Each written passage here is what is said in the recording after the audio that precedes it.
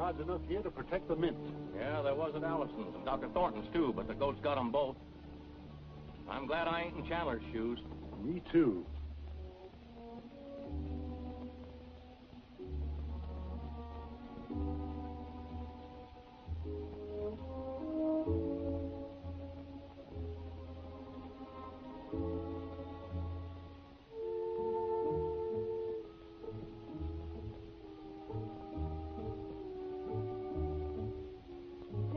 Don't keep reading that note. It's probably the last thing I'll ever read.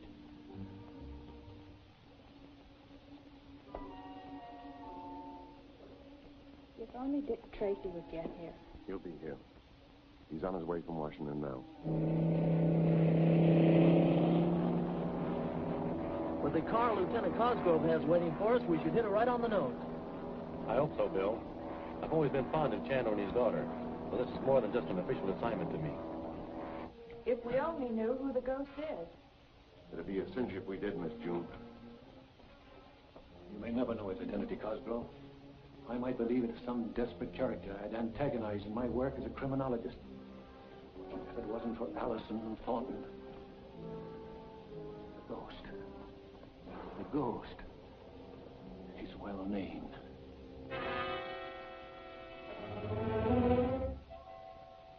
Ori is ready to report on Chandler.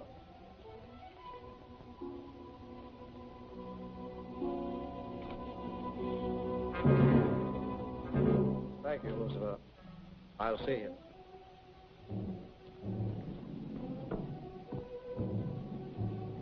We flew over the Chandler estate to locate the guards. I've given Lucifer a sketch of the grounds. I know the place well. I've been there frequently as a member of the secret council. Is the street in front of the house blocked off? No, sir, but there are police at the gates. It doesn't matter. With the ghost, I can go anywhere. Get my car ready. We'll leave at once. I promised Chandler to meet him at noon. Put on the contact disc.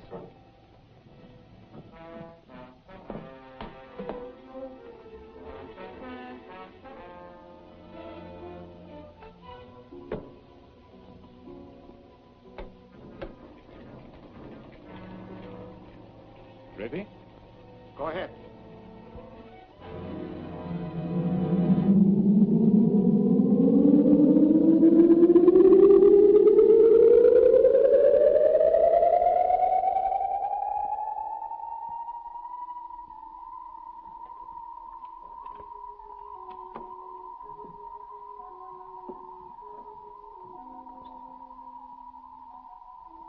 Thank you. 10 minutes to 12. 10 minutes until I... Where's June? I sent her out with Sergeant Wheeler to check the guards, sir. I'm glad she won't be here to meet the ghost.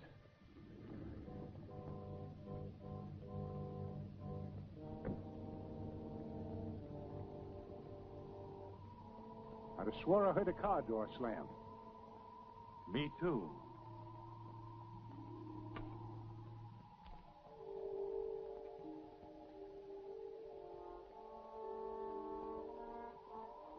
All's quiet.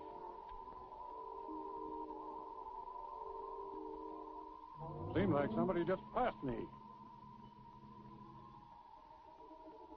Now, what was that noise? This ghost business must be getting you, Tom.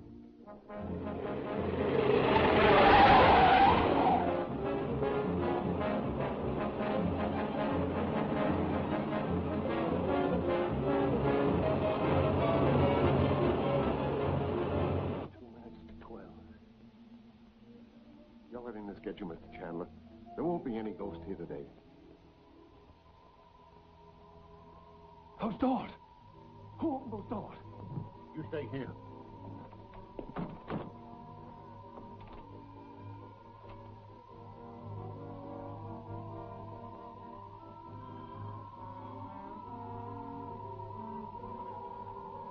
Never mind your watch, Chandler.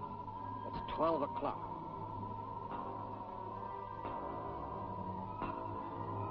No!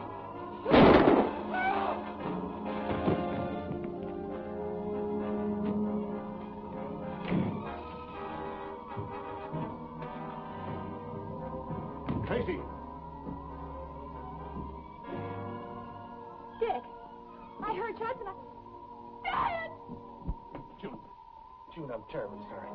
They'll take care of her.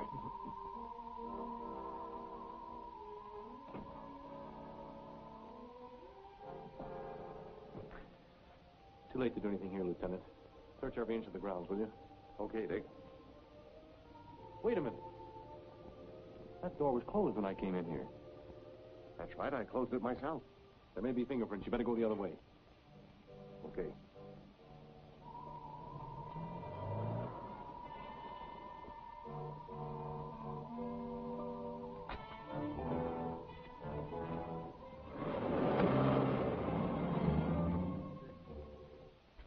Did you learn anything outside? Yes, some of my men reported hearing a peculiar whining sound just before Chandler was shot. I remember having heard something of the sort myself. Of course, I could have imagined it. No, Lieutenant, you didn't imagine it. The sound was here. I heard it myself. It doesn't make sense. If the fingerprint on this death thread is what I think it is, it'll make less sense. Come on, let's go to work. Okay.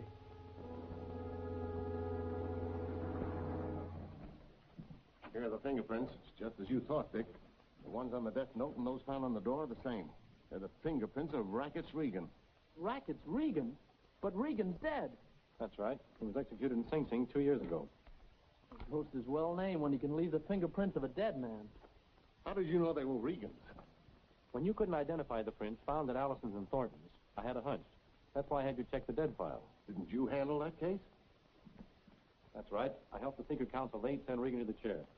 Just what was the secret counsel, Dick? It was before my time. 8 men of position and wealth organized to rid the city of Rackets Regan and his reign of crime.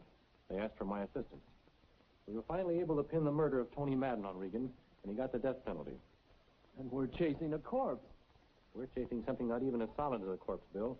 We're chasing a sound. You mean that high whine I spoke of? That's right. It's our only definite clue, because the same sound was heard in the neighborhood of Allison and Thornton's homes when they were murdered. Lieutenant, I want all the commercial radio stations to cooperate with our official station and try and get in on that sound the next time it occurs. Keep a 24-hour listening post. Right. Bill, get all the files on Rackets Regan and bring them over to June. She's offered me the use of her father's laboratory, and that's one of the best criminal workshops in the country. Okay, Dick.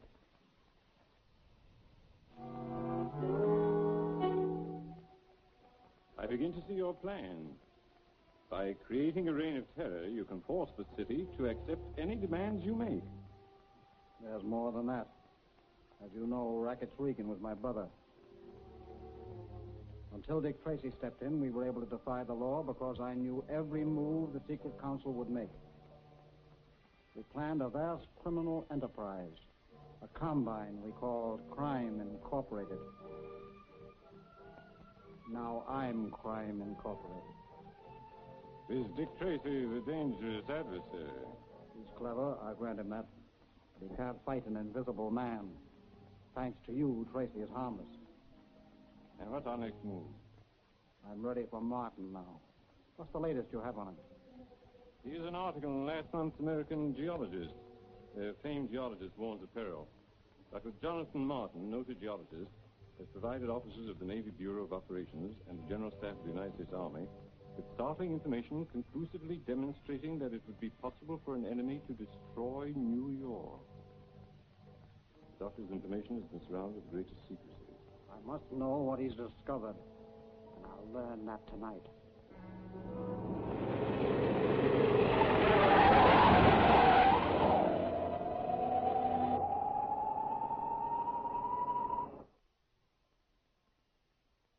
Radio room, headquarters, calling Tracy.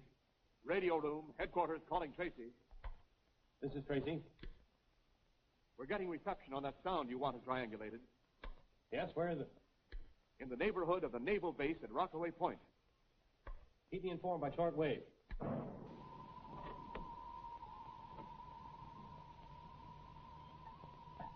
plan is clear to you, Corey? Yes, sir.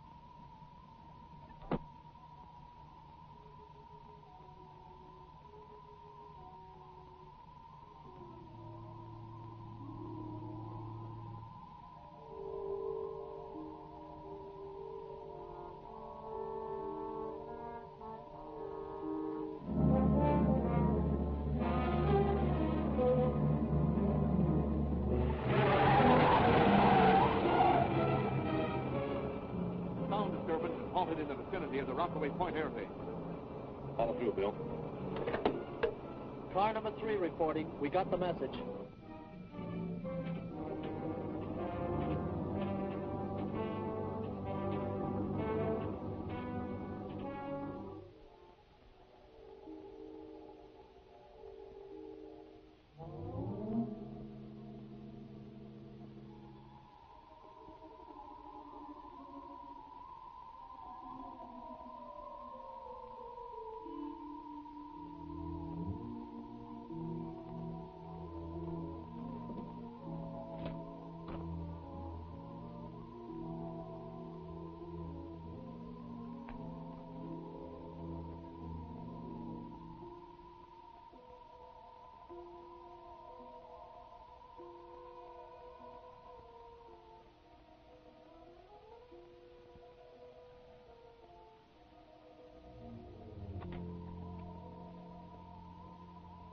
Did you just open this door, Dr. Martin? Why, no, Greg. That's funny.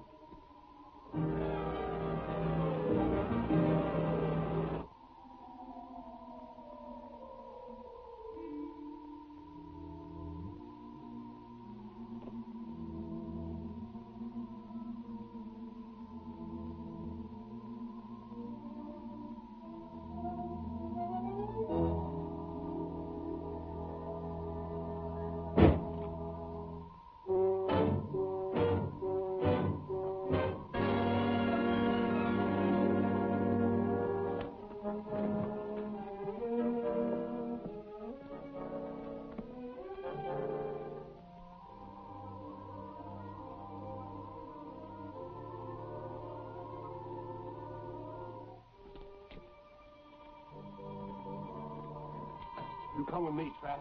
See that we're not bothered.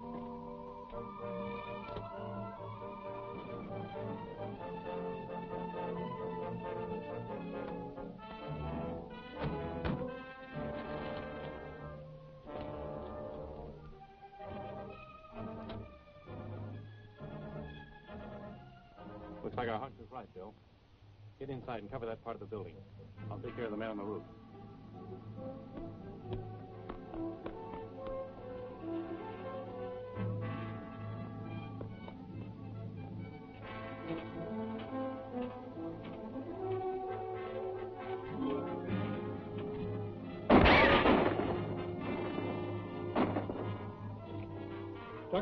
Dr. Martin, let me in.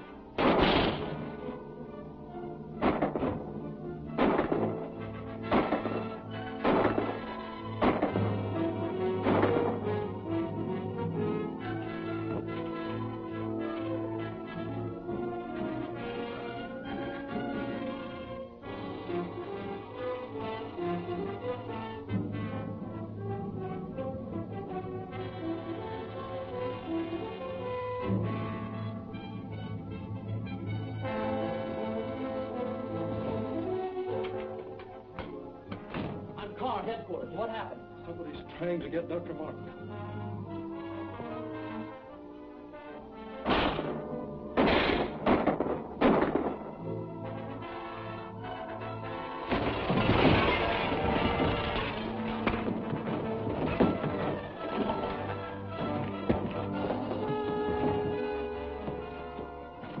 Wait. Get Martin out of here.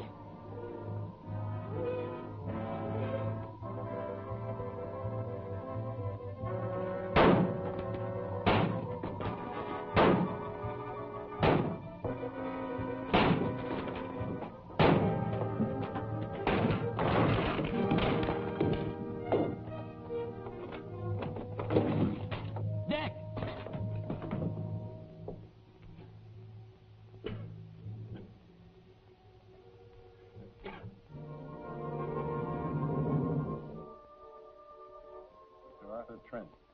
You are a member of the Secret Council of Eight. You also possess great personal wealth. I require that wealth. If you doubt my ability to get it, you have but to remember the deaths of Allison and Dr. Thornton and Chandler. I demand a ransom of $100 million. If you fail in this, I will destroy New York City. Give your decision to the press. I will then instruct you how to deliver the ransom. The ghost. Did each of you gentlemen receive one of these notes? Why, yes, today. What I maintain is the act of a madman. I heartily agree with you. $100 million. But the man is a maniac. You may be right, Brewster, but this maniac is dangerous. Collectively, we do possess great wealth. Might be wise to compromise with it. Compromise? You don't compromise with a maniac. I think Mr. Weldon's right. You realize, of course, that all our lives are at stake? Yes, Mr. Cabot. But if you compromise with this murderer, you're turning over the richest city in the world to the mercy of a blackmailer. Well, just how do you propose to fight the ghost, Mr. Tracy? Stall him until I find Martin. I'll start a dragnet that will put every honest citizen on our side. We'll find Martin, and when we do, we'll find the ghost. You may be interested in this Martin.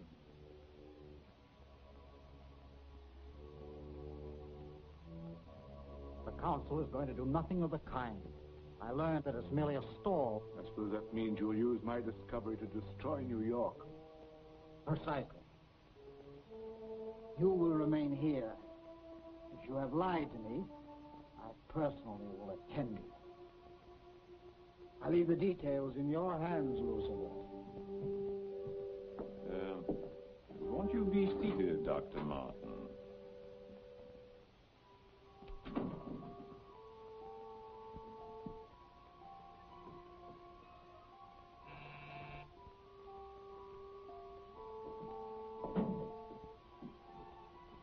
Dr. Martin is in your charge.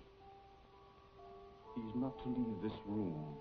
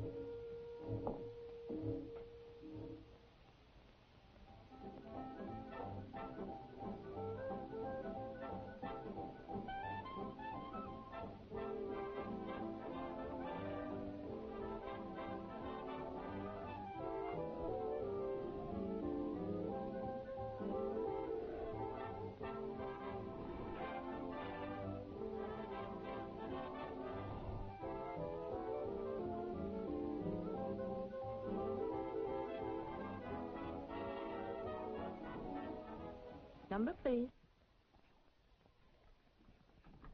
Number, please. Number, please.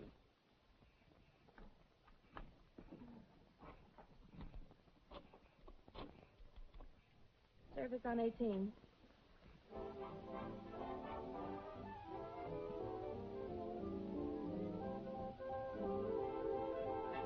And now, ladies and gentlemen, we will bring you the stock market report.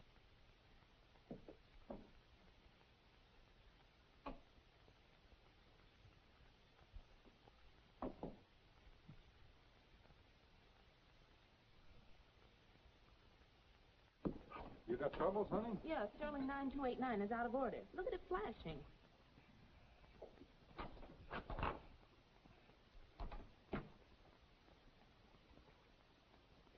M-A-R-T-I-N.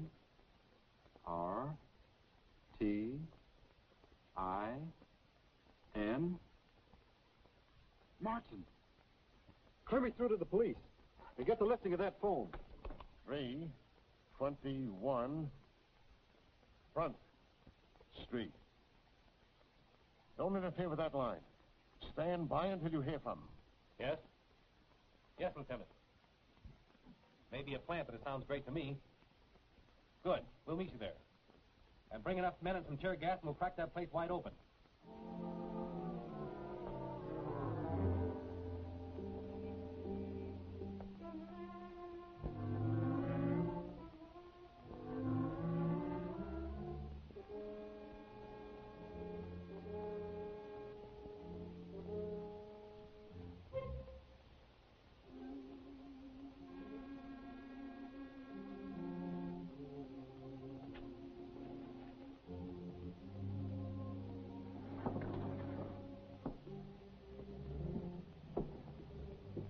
do you want? Is the lady of the house in? Dick Tracy.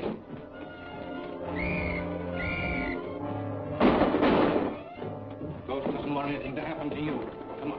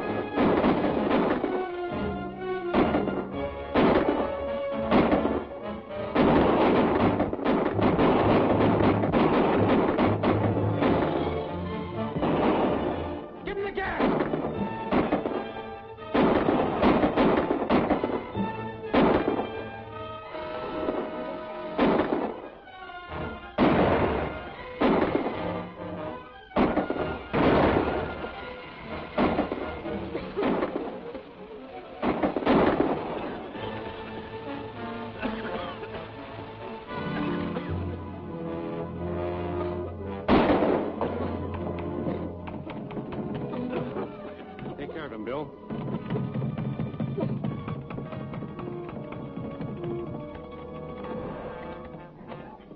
Dr. Martin, I'm Dick Tracy.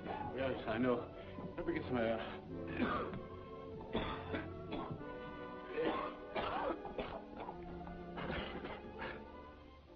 The ghost. We've got to stop him. He's on his way to destroy New York City.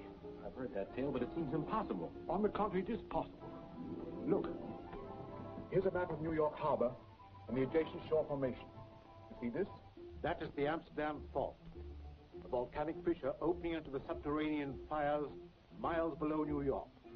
Sea erosion has sealed up that bit, but a few depth charges would smash through and bring about an earthquake and a tidal wave that would be catastrophic. The ghost isn't bluffing. He can destroy New York. And that's why he kidnapped you, to get this information. Yes. But great heavens, man, why did you give it to him? Mr. Tracy, did you ever have oil-soaked bamboo splinters driven under your nails and then set fire? I'm sorry, Dr. Martin. If you have any suggestions, I'll be glad to act on them. First, we must start to evacuate the city. I heard the ghost discuss the use of a bomber to smash in the fault. He's probably at sea now. I'll be in the air in 10 minutes. If you shoot him down, be careful. You might serve his purpose by exploding the bombs over the fault. I'll take care of that. Bill! Lieutenant Cosgrove! We have to evacuate New York. Call the fire department and the American Legion. All citizens, attention. New York City must be evacuated at once. Proceed in an orderly manner toward the Westchester Hills. All members of the police and fire departments on leave or off duty will report immediately to their company command. All members of the American Legion will report to the nearest police officer. This is urgent. The city is in grave peril.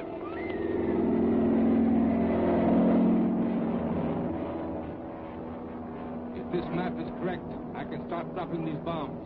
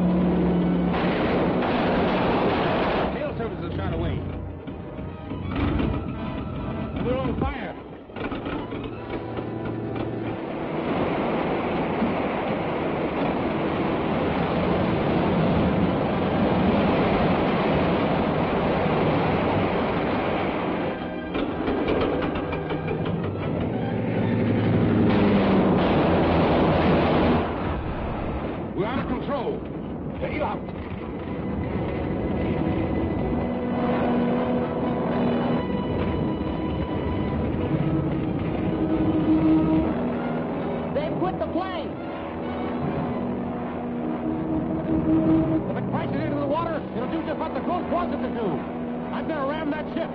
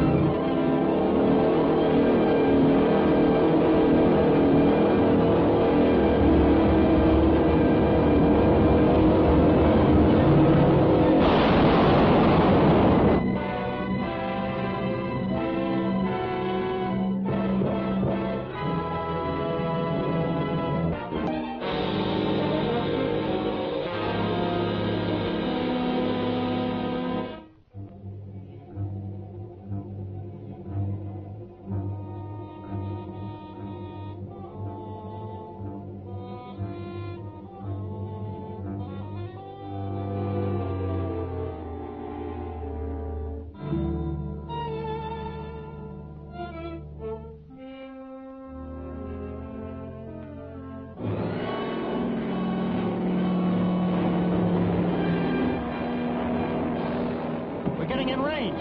Use a drum of incendiaries.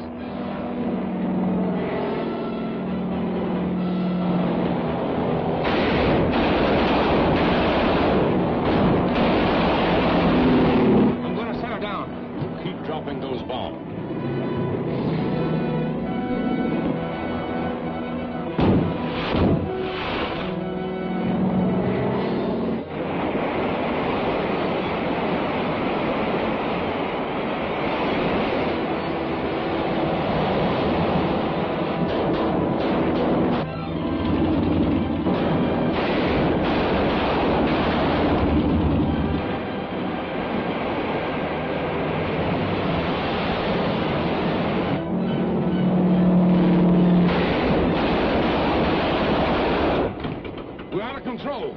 Bail out.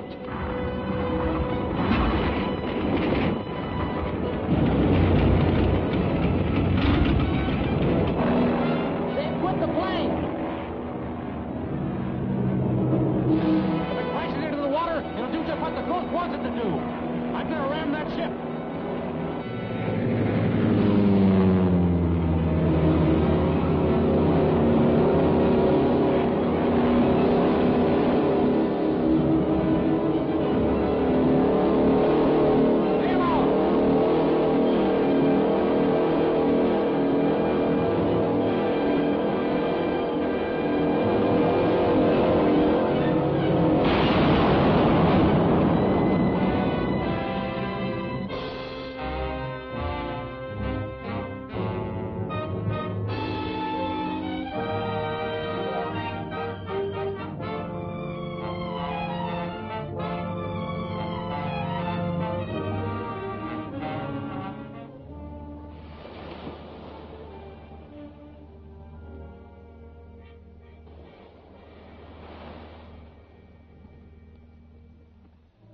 Gosh, Dick, if you hadn't crashed that plane before it hit the water, there wouldn't be anything left.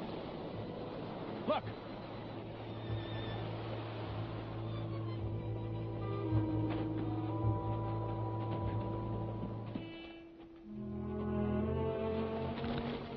It's Lucifer. Say, isn't he the crooked scientist who planned Racket's Regan's jobs? That's right. We've been looking for him ever since we captured Regan. He's alive. He may be a lead to the ghost. Right.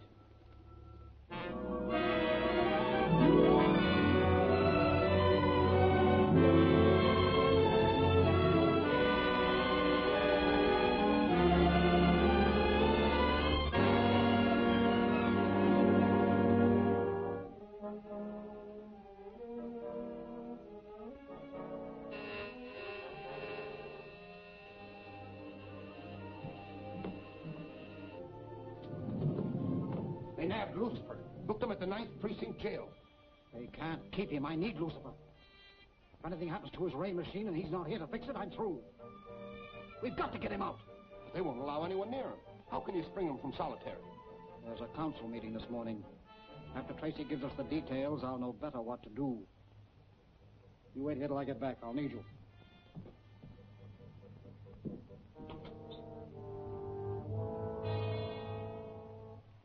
Are you convinced that this Lucifer is working with the ghost? Definitely. He's the one who dropped the bombs that caused the tidal wave. Besides, the ghost leaves Rackett's Regan's fingerprints. He must be one of the old organization. Lucifer was Regan's brain. Has he given you any information? Claims he can't remember anything. Do you believe him? He may be suffering from mental shock. It's a case for Dr. Metzikoff, our psychiatrist. I'll have him examine Lucifer today. Then you'll give us a report on the doctor's findings? As soon as I receive one. Good day, gentlemen. Good day. June, will you get Dr. Metzikoff on the telephone for me, please? Certainly.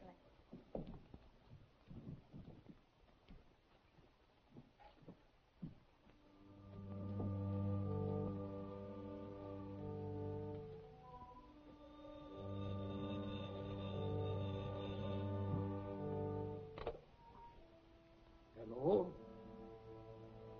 Oh, Mr. Tracy. Yes. Yes. I have read about that case. It's very interesting. Yes, certainly I should be delighted. Good. Shall we say 2 o'clock this afternoon? All right, Dr. Metzikoff. Yes. Goodbye.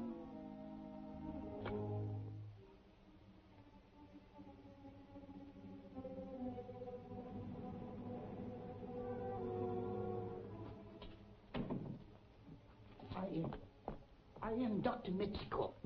Oh, yes, Doctor. We've been expecting you. Riley, show Dr. Metzikoff to Lucifer's cell. Yes, sir. This way, Doctor.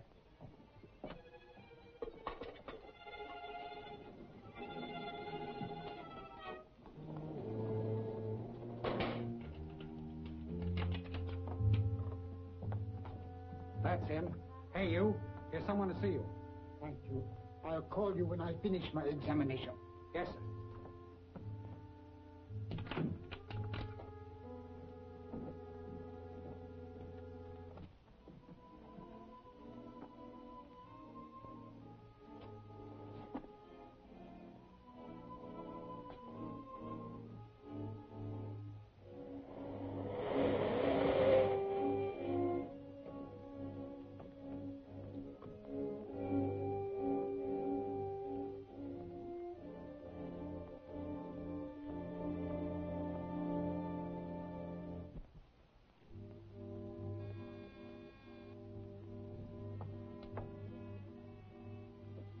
Dr. Metzikoff in, I'm Dick Tracy.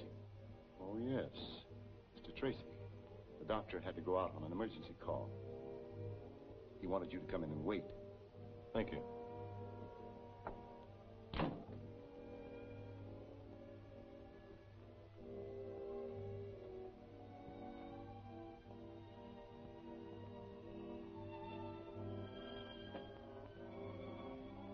By the way, may I use the telephone?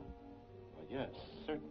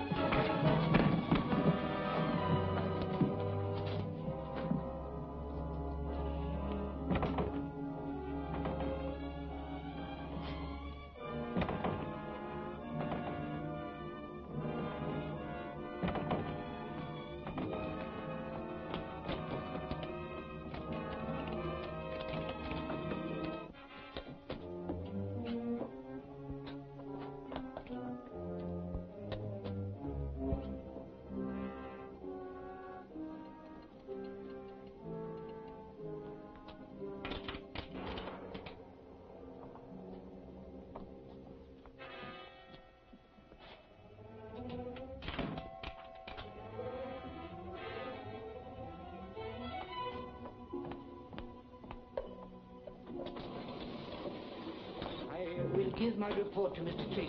Goodbye. Goodbye, Doctor.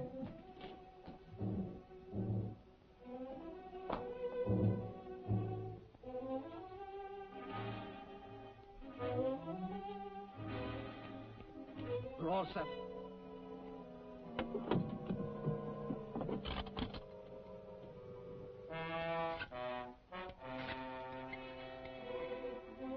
Hello, Lieutenant. Dick Tracy. Have you let anyone in to see Lucifer? Why, Dr. Metzikoff is just here to examine him. That man's an imposter. Is he still there? No, he's gone. Then search Lucifer and throw a guard around his cell. I'll be right down. Yes, sir. Riley, the doctor was a phony. Frisk Lucifer, don't let him out of your sight for a second. Yes, sir.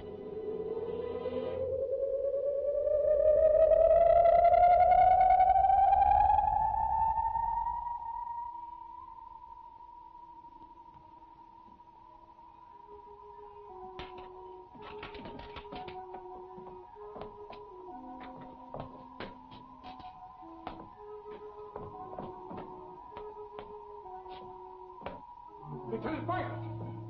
Lieutenant Byrd! Lucifer's not in his cell. He's gone. What? He couldn't possibly come through this gate. He must be in a cell block. Search every cell. Yes, sir. They're looking for him. Yes, and he'd better hurry. These tubes will burn out soon.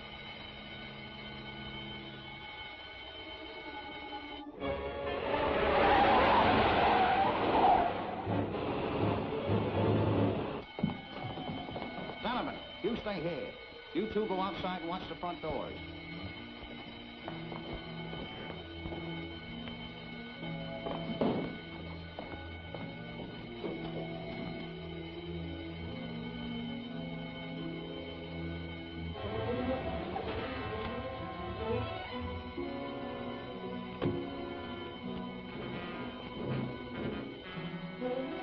What's keeping him? The time limit on the sound wave is almost up. What happened? Lucifer, get out of his cell. He isn't here. I searched every cell. He must be in the cell block. We'll search the rest of the building. Take this man's gun and stand guard on the door.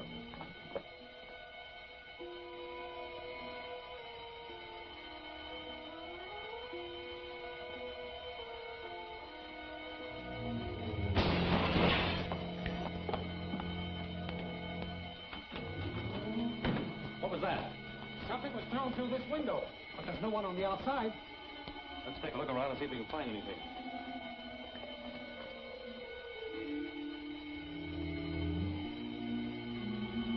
The tubes are going.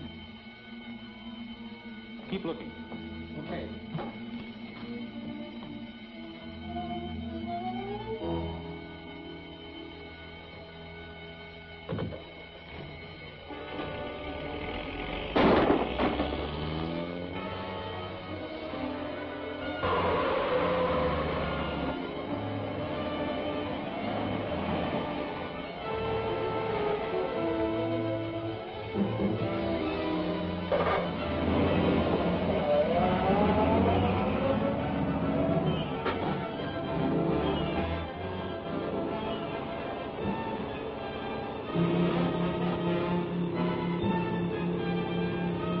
They're after us. Faster, Chloe.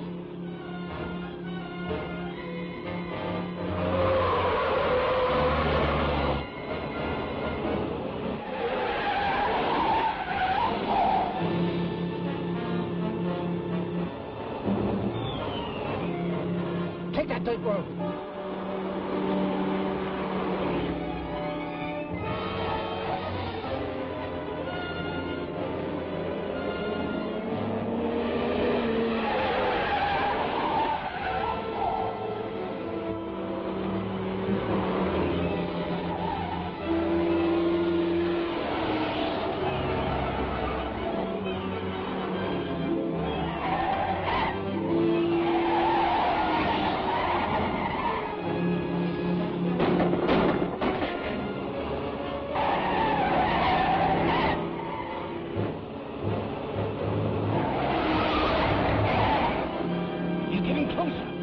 Get back on the highway.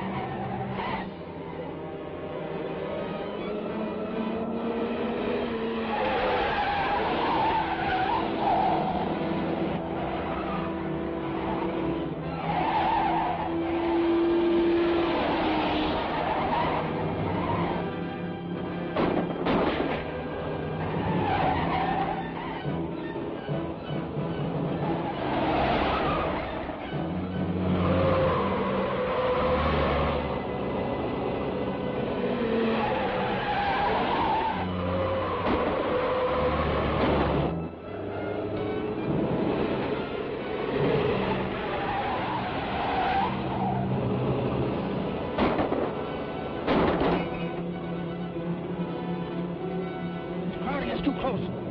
Turn on the oil.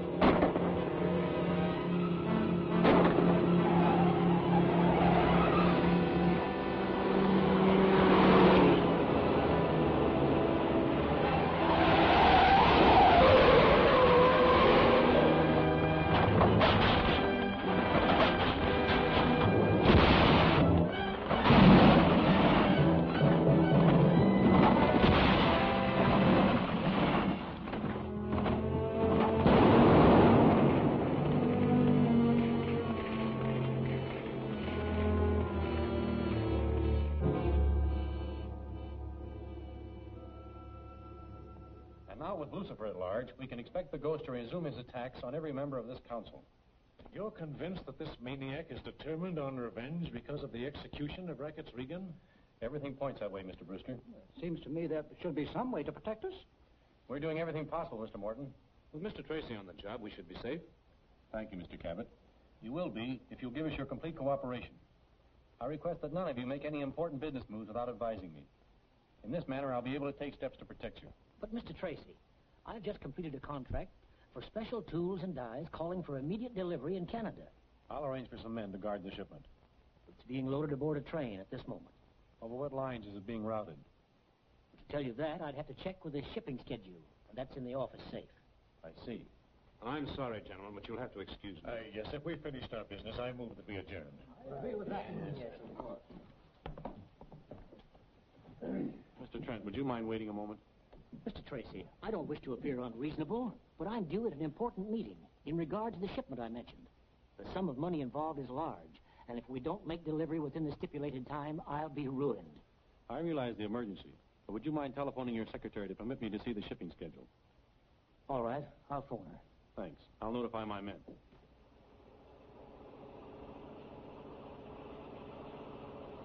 Being a member of the council permits me to be one jump ahead of Tracy. Makes it much easier for us.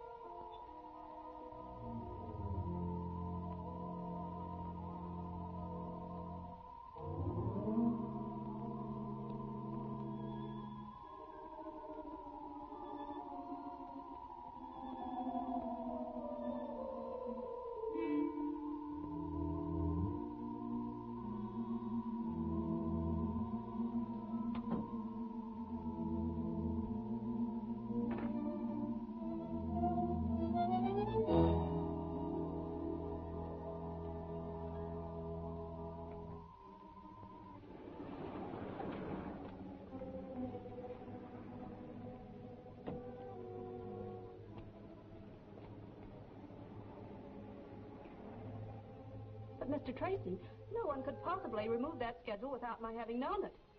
Do you remember anything unusual happening? Of sound, perhaps? Well, now that you mention it, I did hear a peculiar sound. Do you know where the machinery is being loaded? At the Union Freight Depot. Would you call the freight manager for me, please? Yes, sir. Red Mountain Junction is the best place to attack. Corey can take some men and fast cars and cut over this mountain road. By doing that, we should arrive well in advance of the train. Get in the car, Bill. We're leaving for Red Mountain Junction.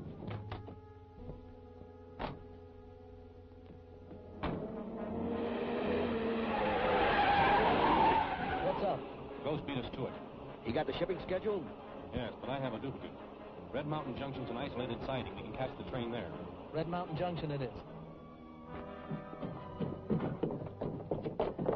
We've got the train crew locked up in a boxcar and the train's ready to go. We'll put this man with him and pull down the line a couple of miles. Who's that?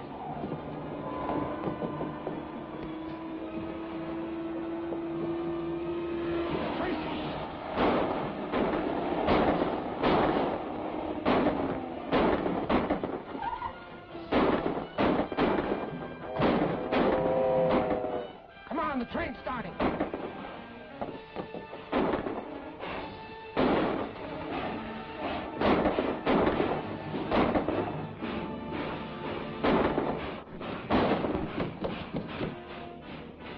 Stop that train.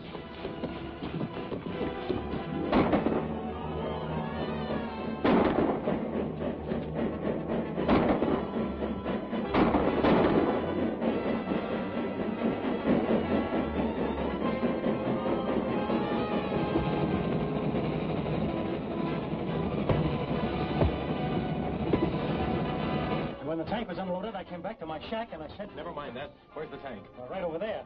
Belongs to the Army. I know, but I gotta borrow it. You notify the proper authorities. Yeah.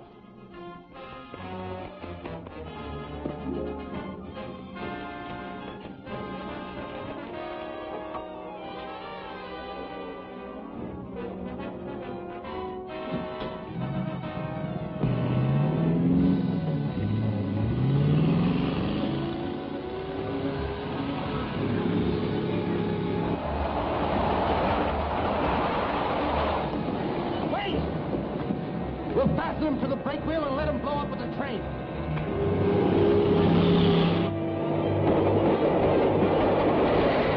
Open the trap door.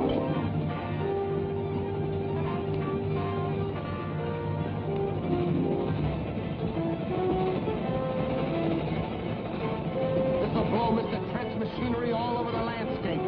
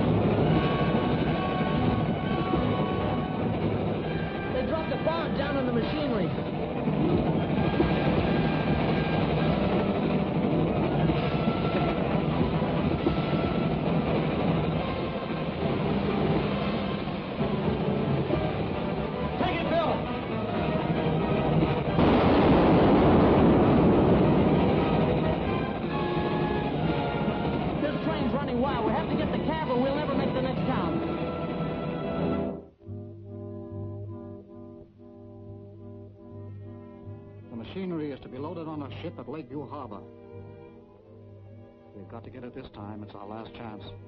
Your men will get it all right. It'll be easy to do while the ship is being inspected at the canal locks. Yes, our plan should work. But they'll have to be careful. Tracy has flown down to the canal to watch the ship himself.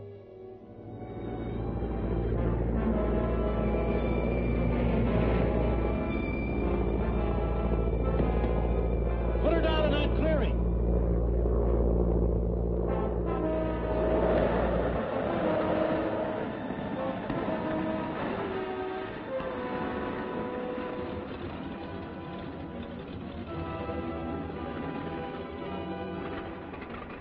You wait here. I won't be long.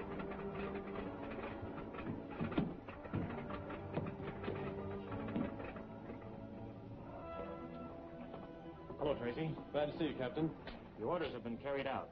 The only traffic in the harbor is our patrol boats. Have they all reported? We're waiting to hear from the last one. As soon as we do, we'll clear the freighter through the locks. Fine. That may be them reporting now. Canal Patrol, Captain. Yes, Davis.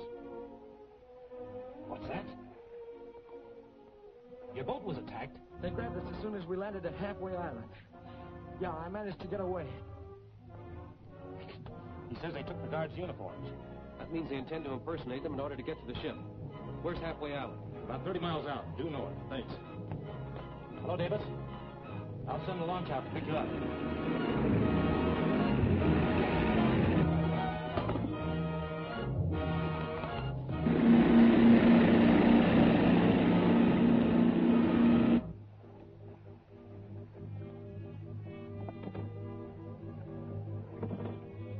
We got enough explosives here to blow the Empire State Building into the Atlantic. Bring the dummies.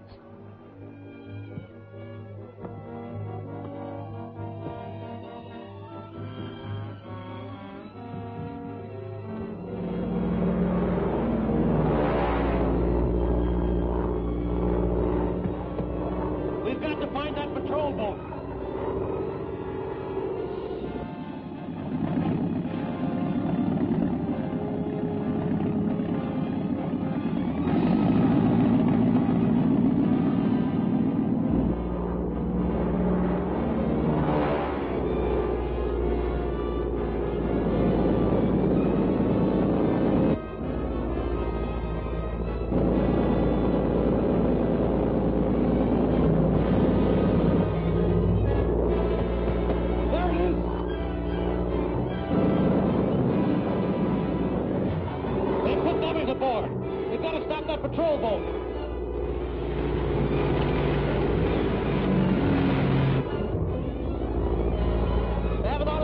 mechanism hooked up so the launch will crash the freighter. Dive down over the boat.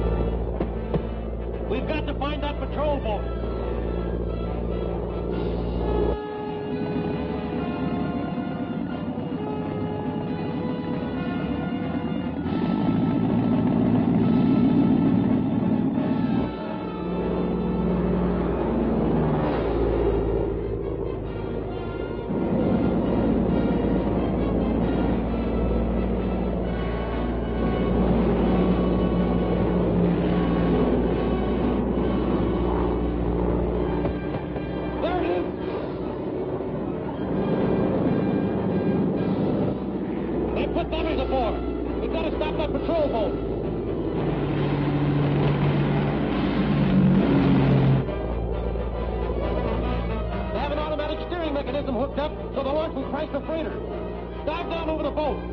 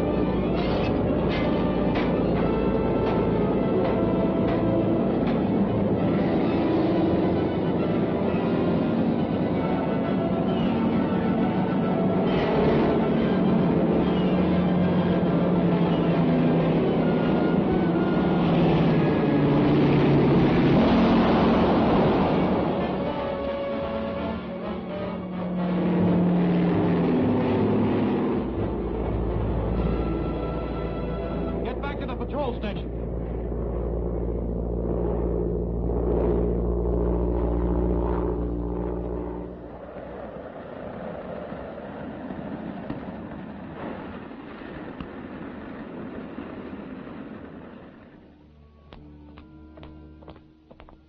This is the man who phoned in the alarm. This is Dick Tracy. Did you recognize the men who attacked your patrol? No, I never saw him before, but this was torn off of one of them in the struggle. TSM 472. TSM. Trent Steel Mill. I think you've got it, Bill. Trent's Machinery, Trent's Shipment, and Trent's Steel Mill.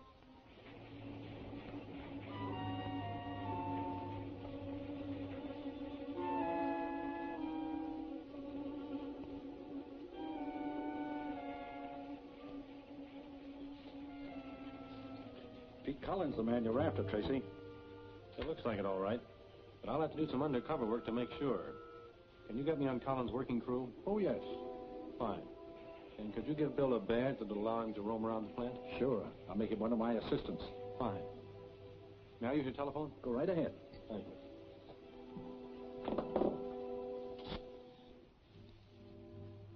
Well, if there's no further business to discuss,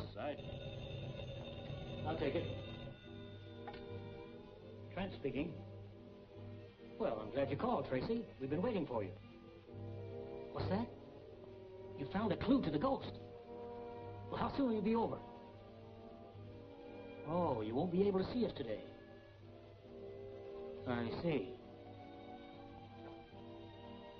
What clue did he find? He says he prefers to keep it to himself until he's able to follow it through. That's nonsense. Should know in order to be able to protect ourselves. I don't like this at all.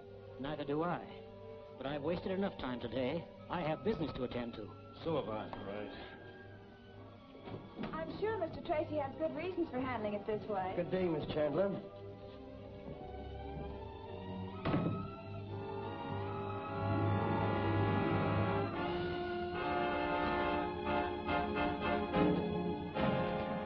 Listen, men. At the council meeting, I learned that Tracy picked up a clue when he stopped us from getting those precision tools. What kind of clue? I don't know. What men did you use, Corey? 4 of our key men. Get in touch with them right away and warn them to be on the lookout for Tracy.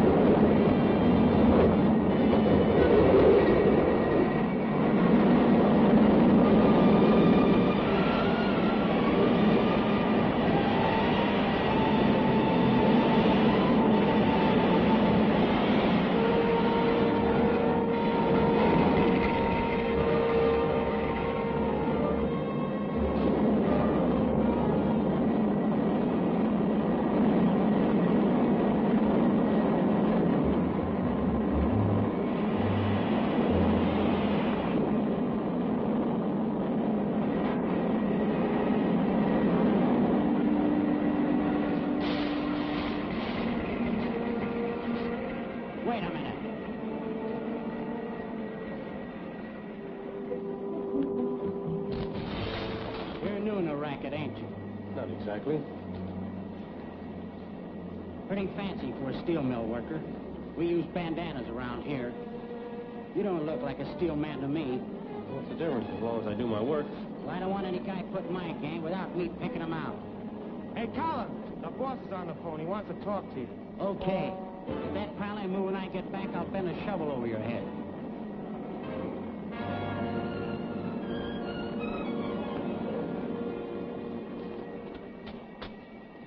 Hello. Corey talking. Listen. Tracy picked up a clue when he spiked our plan to destroy those precision tools. Maybe he found the badge I lost. That must be it. There was a new man put in my gang this morning.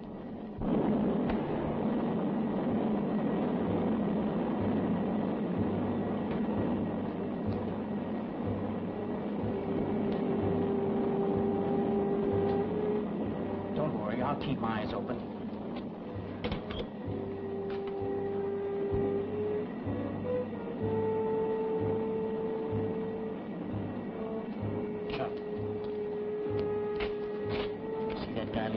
Yeah. Get rid of him. Do you mean you want me to draw your picture?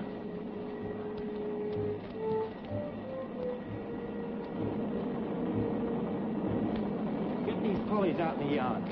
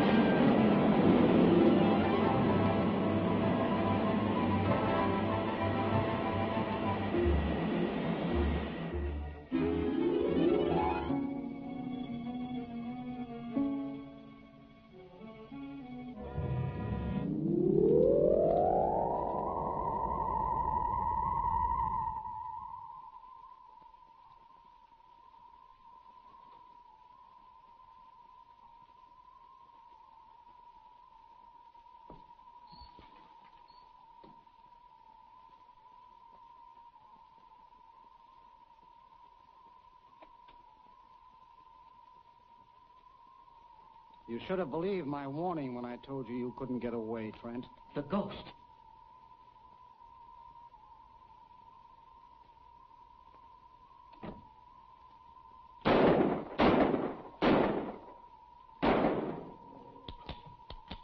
It's useless trying to see where I am. You can't. What do you want? The complete plans for your precision machinery. Come on, where are they?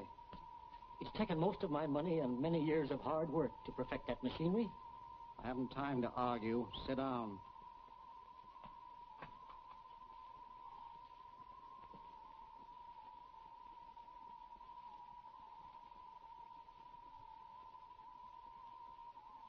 You have 2 minutes to produce those plans. Thank you very much. Mr. Trent was only in for a short time, Mr. Tracy. He received a telephone call that upset him very much, and he left immediately. Do you know where I could reach him? He said he was going home. Thanks. We'll see him there. Why do you suppose Trent left his mill in such a hurry? That's what I want to find out.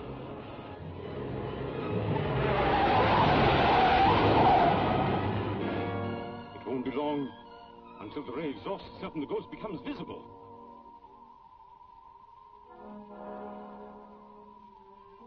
The plans are in my office. I know better. Get up to the house and see if everything's all right.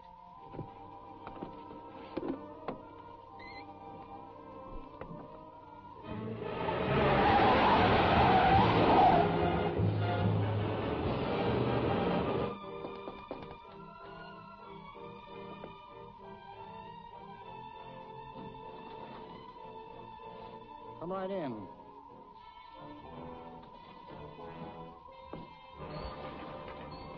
I have some work for you. You have exactly 15 seconds to give this man the combination of that vault.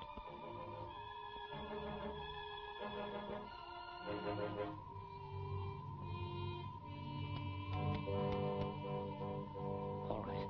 All right. All right. Here it is. Open the vault.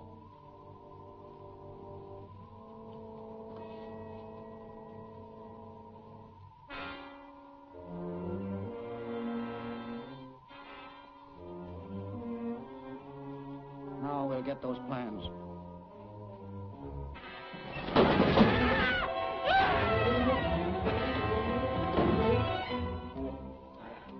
Pretty clever, Trent. You thought I'd fallen with my man, didn't you? Boy, I... Open that door again. Why, yes. Put that floor back in position.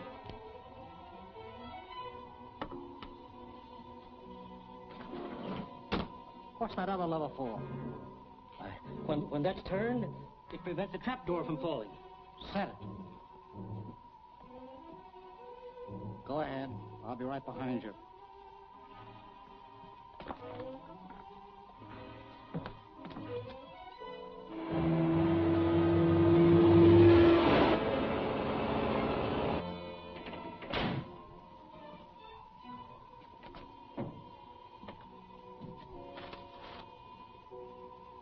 I wonder what's holding him up.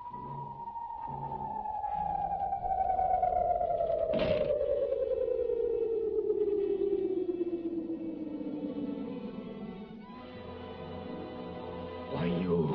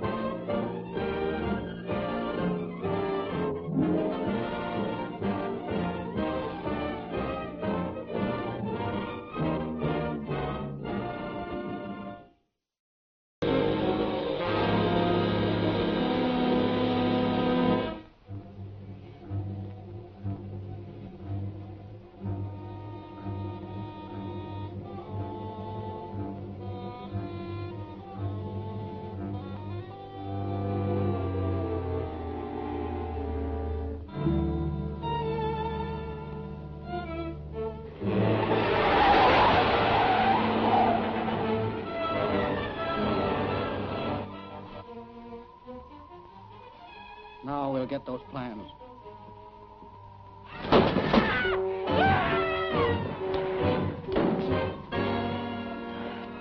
Pretty clever, Trent. You thought I'd fallen with my man, didn't you? Why, I... Open that door again. Why, yes.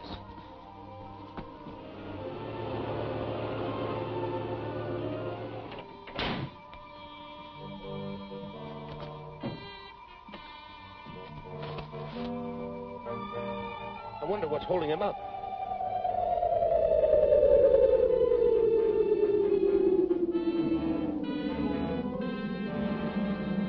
Why, you...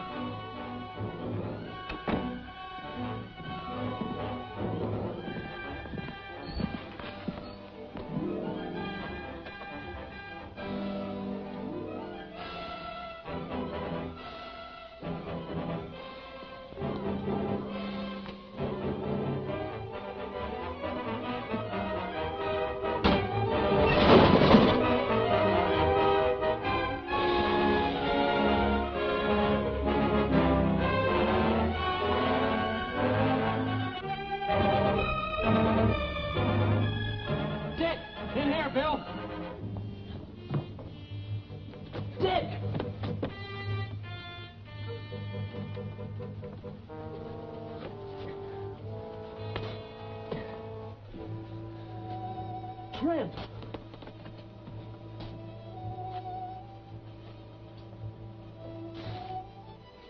Trent evidently had this trap fixed to keep the vault from being robbed. But it didn't work out right. It didn't do Trent any good. That explodes any idea we might have had that Trent was the ghost. Yes. This job was done by the ghost himself. That's Rackus Regan's fingerprint. Wait a minute, Bill. Don't touch anything now. We'll call Trent's secretary.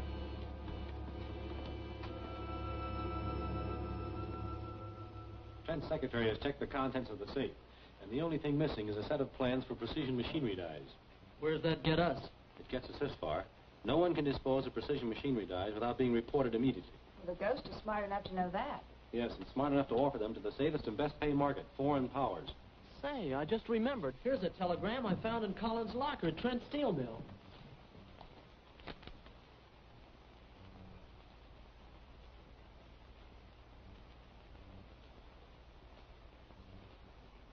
It fits in, doesn't it? Draga is a well-known foreign agent. Tuesday? Why, that's tomorrow. June, get me Washington. I want any information they have on Arno Draga. Right, Dick.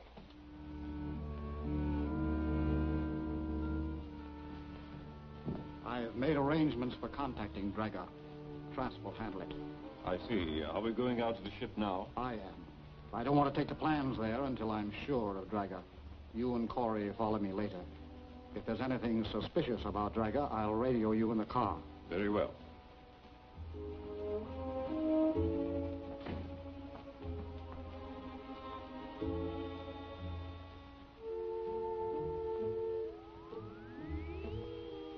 Arno Draga, age 37, height 5 feet 10 inches, brown hair, gray eyes, known to be an international spy, an agent for foreign powers.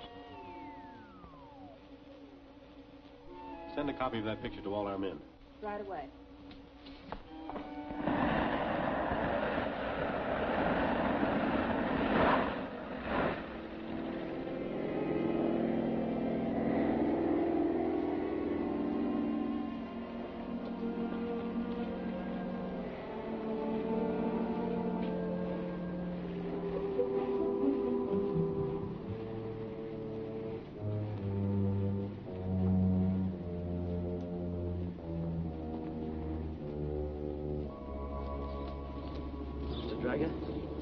I'm from the Vacation Travel Bureau. You come with me?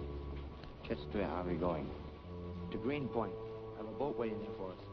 All right.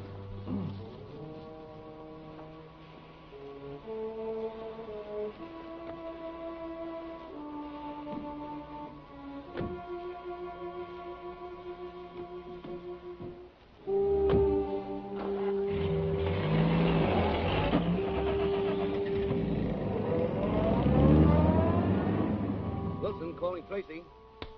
Go ahead, Wilson. I'm trailing Draga from the airport. He's in a car headed to Greenpoint. Stay with him. I'll meet you at the point. Telephone Bill Carr. Tell him to pick up Cosgrove and wait here for orders. All right, Dick.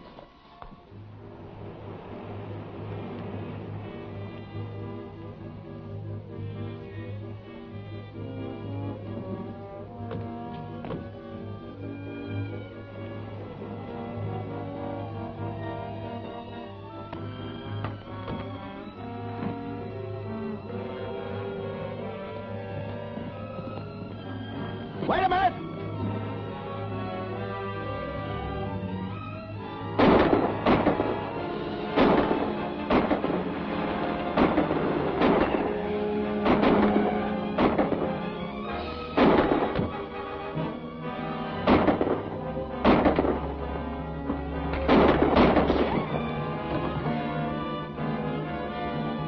It's Tracy. Break for the boat. Wilson, are you? Just a scratch, Dick.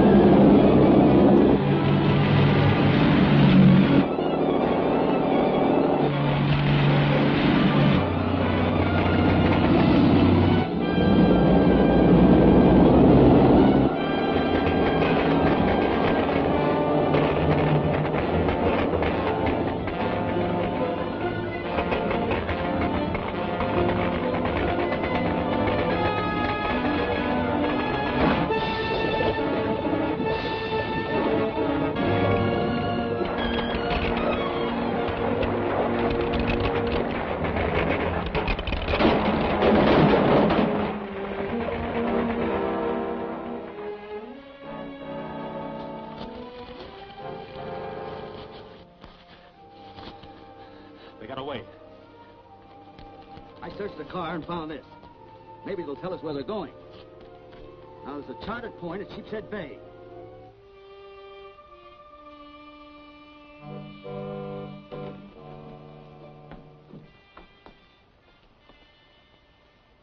You'll pardon me for remaining masked. My identity is known only to my closest associates. I am only interested for the plans for my government. Do you have them here? They'll be here shortly. This affair is badly managed. I already have been put in danger of my life. Now I'm here with the cash, but you haven't kept your part of the bargain. I assure you, Mr. Draga, the bargain will be kept. The man bringing the plans must have been delayed, but he should be here any minute now. Sit down, Mr. Draga.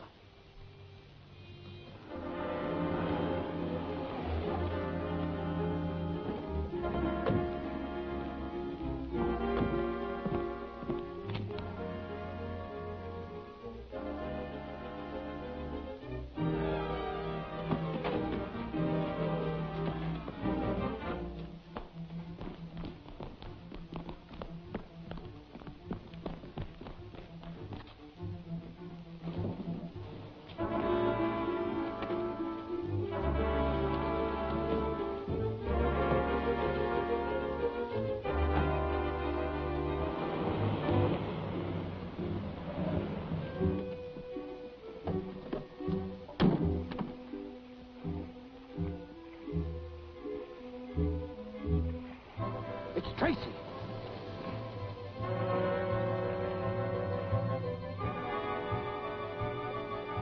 Stay here. I'll warn them. Calling LX-34. Calling LX-34. Come in. Tracy and one of his men are boarding your ship. Start the invisible machine. So, it is the police instead of the plans you promised. How did that happen? I'm wondering that myself. Perhaps you can explain.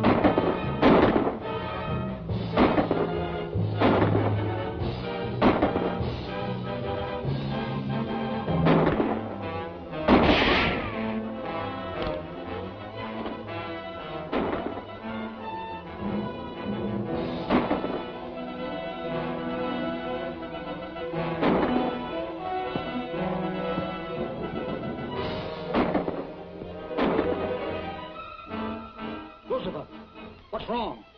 What's the trouble? I had to replace the tube. It's on now.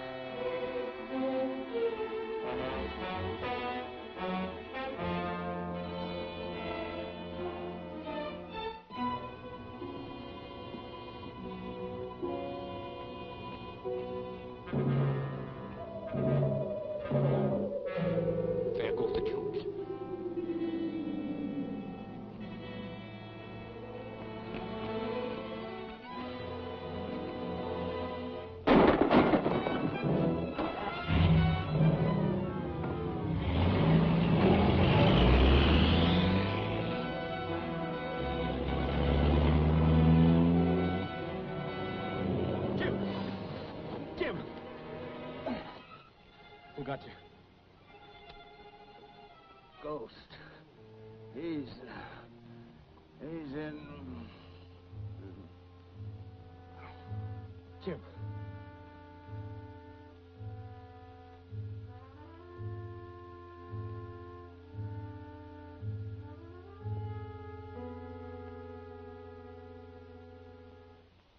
He was unconscious and hurt so badly, we had to take him to the nearest doctor. He'll stay there until he's strong enough to be moved to a hospital. Is it safe to leave him at the doctor's? If the ghost should find out where he is, why...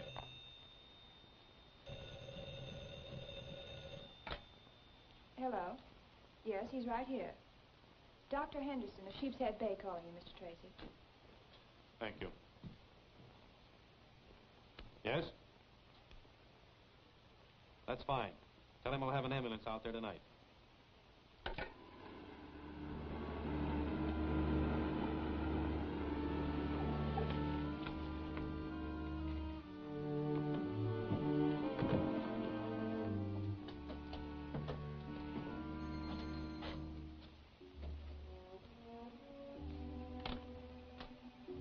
Doctor?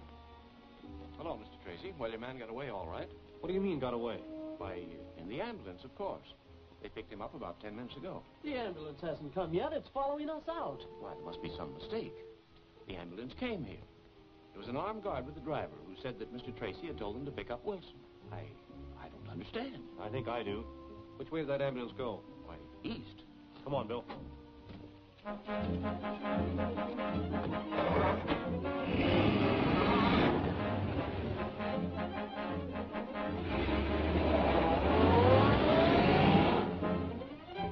The ghost? It sure looks like it. How did he know I was sending an ambulance tonight? Dick Tracy calling State Police Headquarters. Dick Tracy calling State Police Headquarters. Come in, Tracy. A wounded man has been kidnapped by two men in an ambulance. They were last seen heading east from Sheepshead Bay on Route 106. Please notify all officers in that area to barricade the roads and make every effort to locate that ambulance. All right, Tracy, I'll broadcast a general alarm. State Police Headquarters calling all cars. Be on the lookout for an ambulance. Last seen traveling east on 106 from Sheepshead Bay.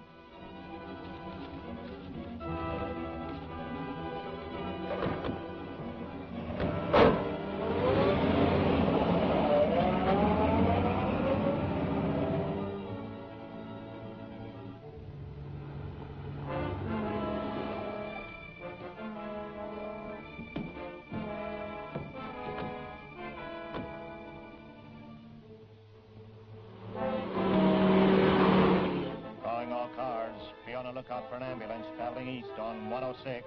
Hold occupants and notify headquarters immediately. Tell Apple to block the road on us. Call the boss and tell him we need help. Right. Calling QR-23. This is QR-14. Calling QR-23. Calling QR-23. QR-23 answering. Come in, QR-14. Cops are wise. They sent out a general alarm for us. Where are you now? Going east on 106, about 10 miles out of Sheepshead Bay. Try to keep going on Highway 42, then turn north to River Meadow. I'll have a plane there to pick you up. Right, we'll try to make it. Take a look at our patient. He's out cold.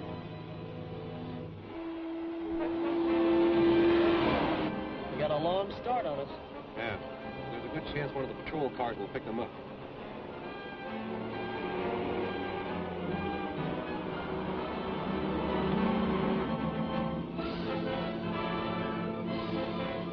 Highway Patrol.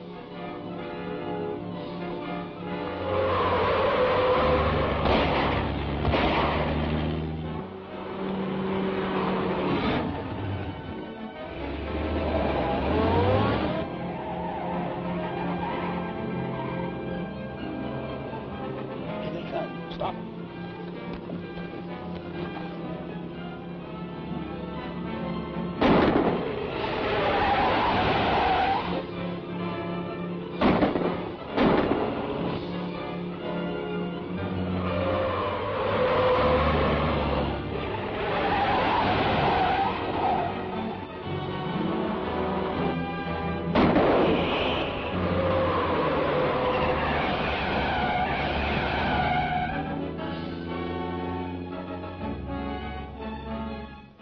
Attention all cars.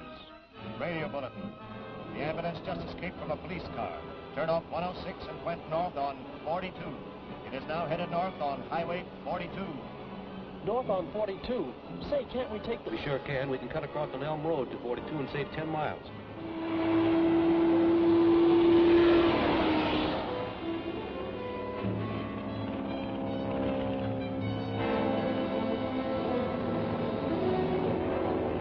Calling QR14.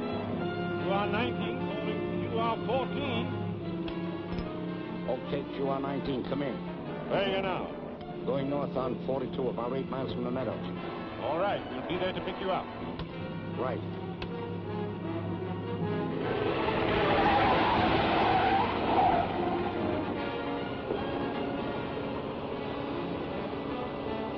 There it is.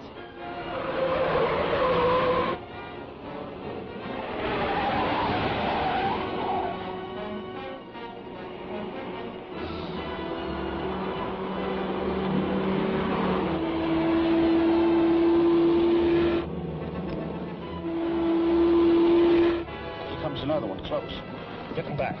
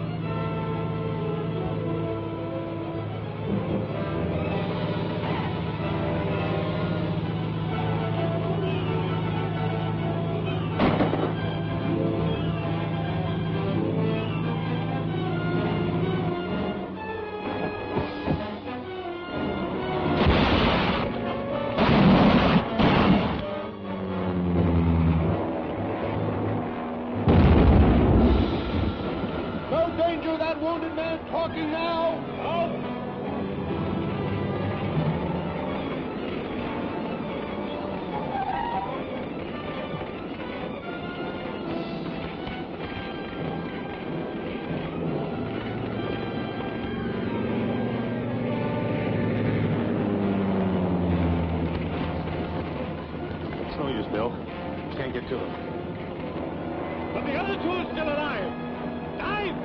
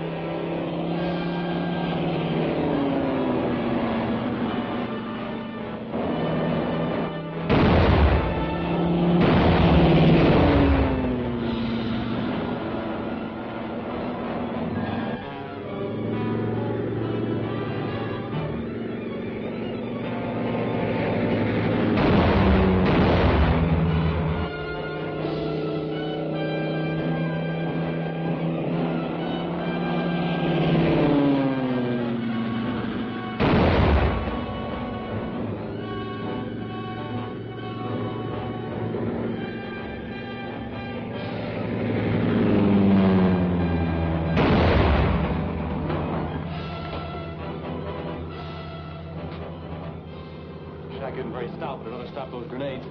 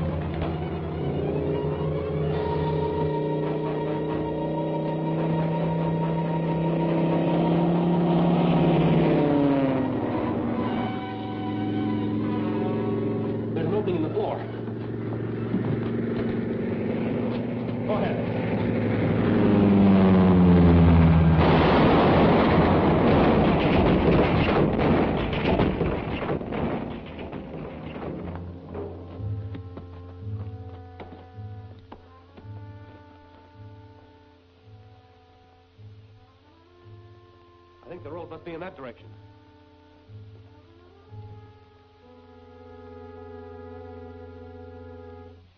And the final result was that we lost Officer Wilson. Well, you're fortunate you didn't lose your own lives. Sorry to be so late, gentlemen. Mr. Tracy was telling us of the ghost's attempt to kill him. It's fortunate for us that he wasn't successful, Morton. There's a large shipment of gold bullion arriving from Europe today. You mean it's here at last? The ship is scheduled to dock within a few hours. Due to conditions abroad, Mr. Morton was forced to close his European banking exchange. And the gold is coming from there? Exactly, by convoy. I'm sorry I couldn't let you know before. I can understand the secrecy that's necessary in such cases. Its loss would be a severe blow to me at this time. Undoubtedly. One thing I can't understand, Cabot. Why were you notified instead of Morton? I'm acting as his representative. Cabot's an expert on foreign exchange law. I see. I'd appreciate it, Tracy, if you sort of keep an eye on the gold until we get it started on its way to Fort Knox. I'll be glad to. When is it to be removed from the ship? As soon as we receive authorization from the convoying nation. Do you know when that will be? A representative is bringing the orders to your home at 5 this afternoon, Morton. I'll be on hand. Well, gentlemen, if there's no further business, I move we adjourn. I second the motion.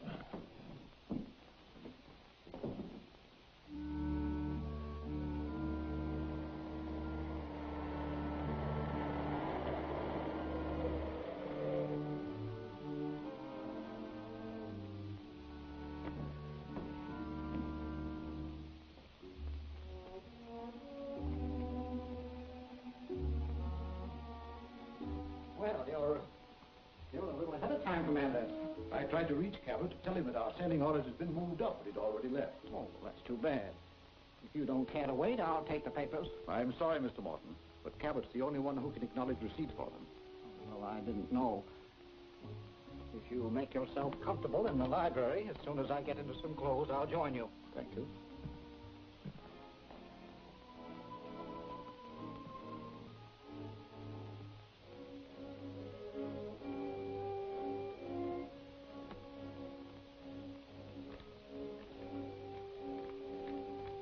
He's ready for us.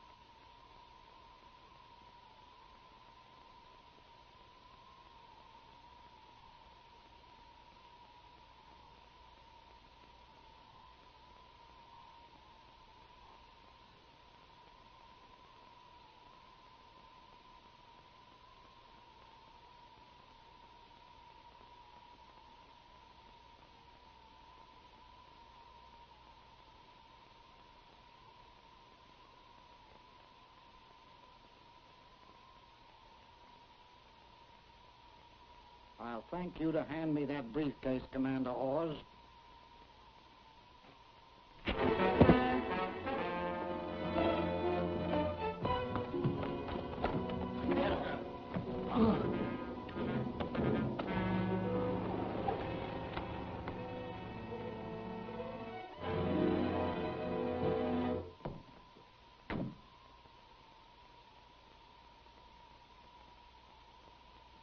That's the sound we've heard when the ghost attacks. That shot came from the house. Cover the side and rear.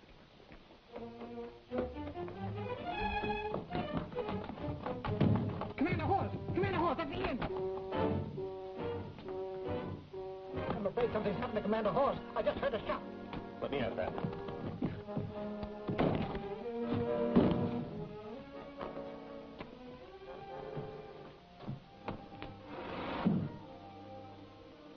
He's gone. I can't understand it. I just left Horse here. And now... From the looks of the room, there must have been a lot of noise. Didn't you hear it? I had my radio turned on while I was dressing. Must have been playing rather loud, wasn't it, Mr. Morton? Not particularly.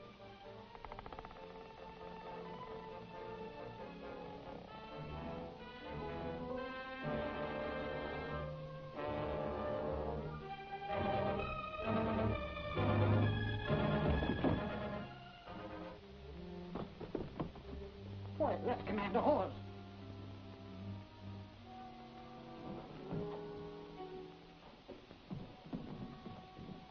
Have it.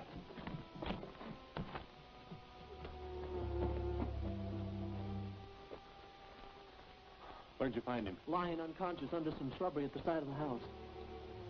What happened to you? I was walking across the lawn toward the house when something struck me on the back of the head. That's all I remember. Who's that? The man you were to meet. Hawes had a briefcase with him, but it's nowhere about. Whatever authorization papers he had are gone. I can get another set within 24 hours. I'll attend to it at once.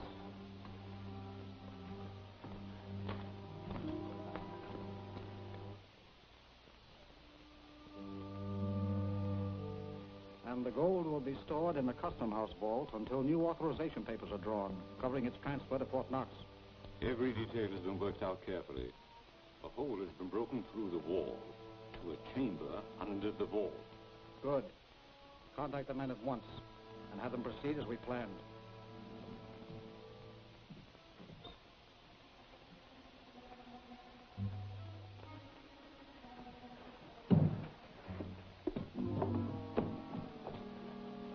Everything's set. Next stand by in the wheelhouse. Okay, let's go.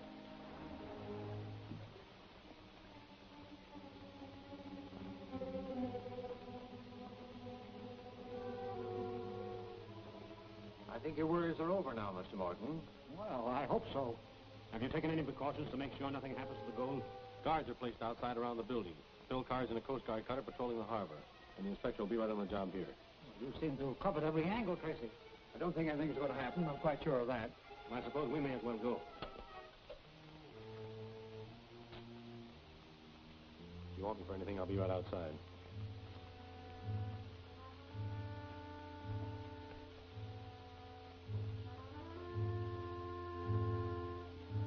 I'm ready.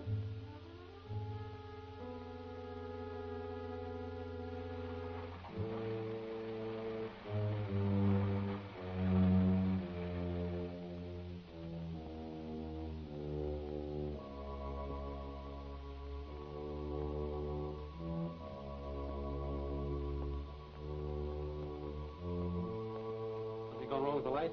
It looks that way. How long have they been acting this way? Oh, about an hour. Started right after you went out. Aren't there two lines of juice running into this building? Yes, one for lights and one for power. That's what I thought. The only time lights flicker this way is when there's a heavy drain on the system. You'll be ready for the crowbar in a minute. It seems to burn steadily now. Whatever's causing it has stopped operating. There they go again. Somebody's cutting in on the lighting circuit. Let's take a look inside this vault. Yeah.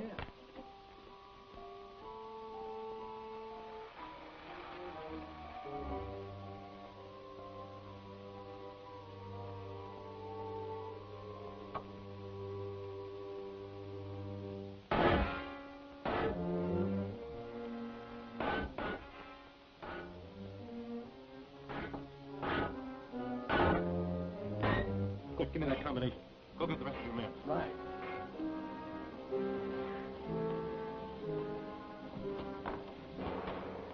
We'll pass the bars down to you. Give me a lift.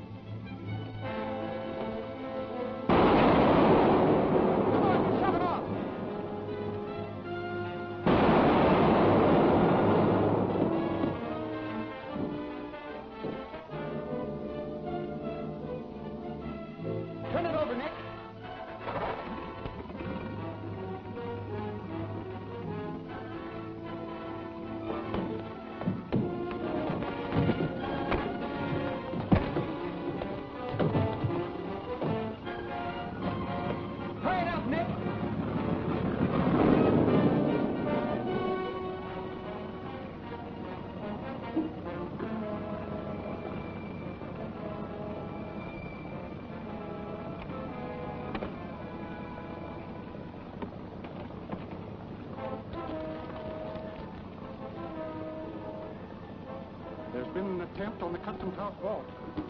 Full speed ahead!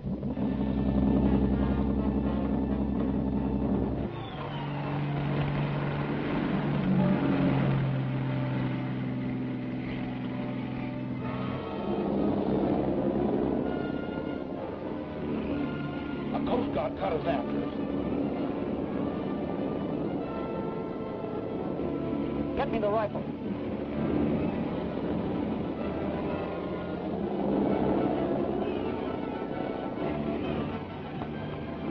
I'll put that light out of commission.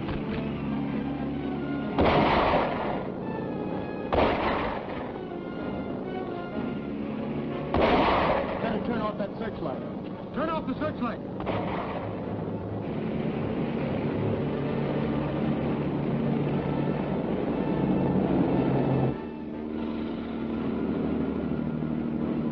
We're in luck. We're heading into a fog bank.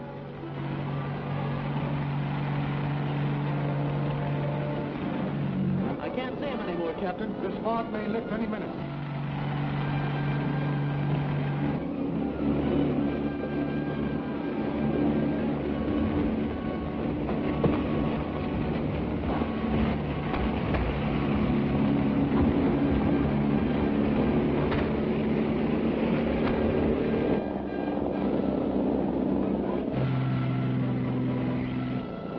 There they are.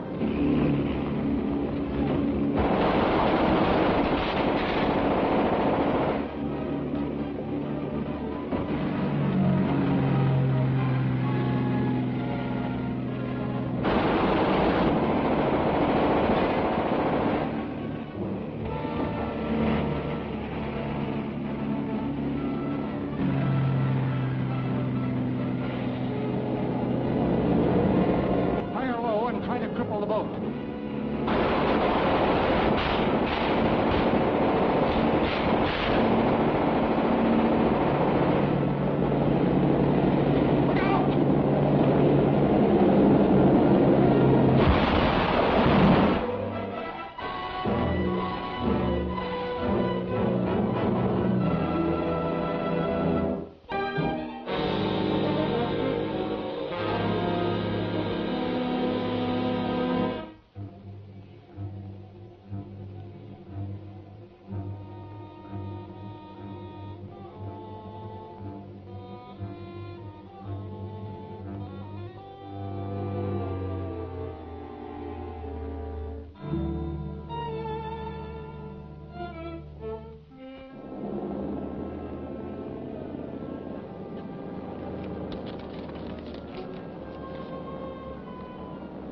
There's been an attempt on the customs house vault. Full speed ahead!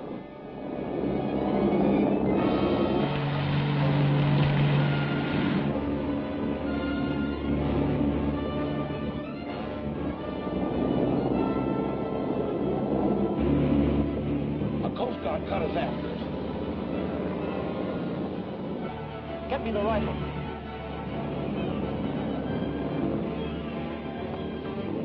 I'll put that light out of commission. Turn off the searchlight.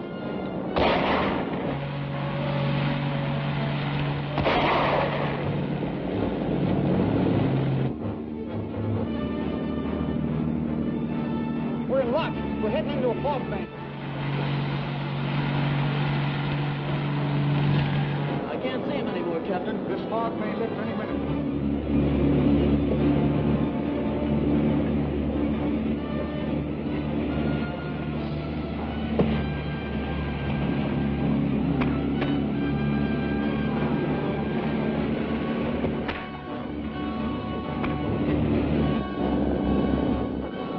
There they are.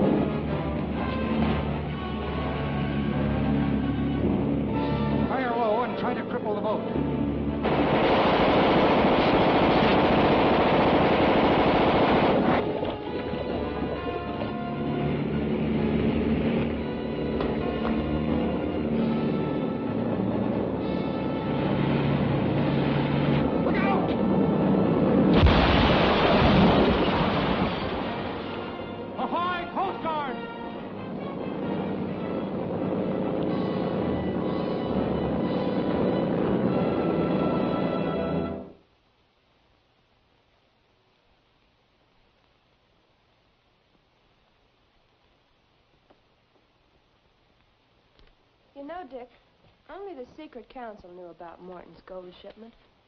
Which one could have been behind this theft? If I can find that out, I'll break this case. It was the ghost who killed the ship's commander and stole the authorization to remove the gold. Do you think there'll be another attempt to steal it? Yes, I do. Unless you arrest Cabot. His alibi that he was knocked out on Morton's front lawn while the murder was being done inside is fishy enough to convict him. Well, why should he go to all that trouble? As Morton's lawyer handling the transfer of the gold, he had free access to it. He couldn't just walk in and take it. He had to take a roundabout way to cast suspicion away from himself. And that's my theory. Theories won't convict the ghost, Bill. But if your hunch is correct, I think I know a way to nab him. Get Cabot on the phone.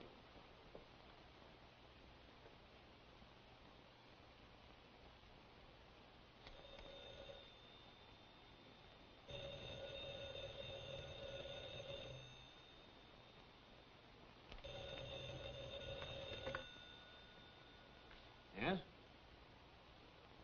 Oh, hello, Tracy. I've just been reading of your fine work last night. Congratulations. Maybe you better save them until the gold reaches its destination. Has anything happened to it? No, but word has leaked out that the gold is being shipped by train. I called to ask if you have any objections to my sending it by armored car. Why, no. No, none at all. I think it's a fine idea. I'll cancel the train reservation. No, let it stand. The ghost is busy attacking the train. We should get the gold through safely. Of course. But I'll be worried until I hear of its safe arrival. Right. Goodbye. That's certainly handing it to him on a silver platter. That's just what I wanted to do.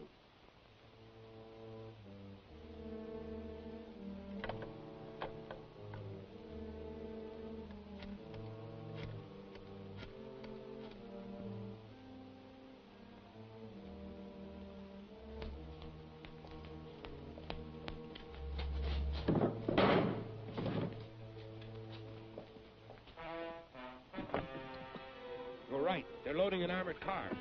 You understand what you're to do? Yes. All right, Elizabeth, turn on the machine.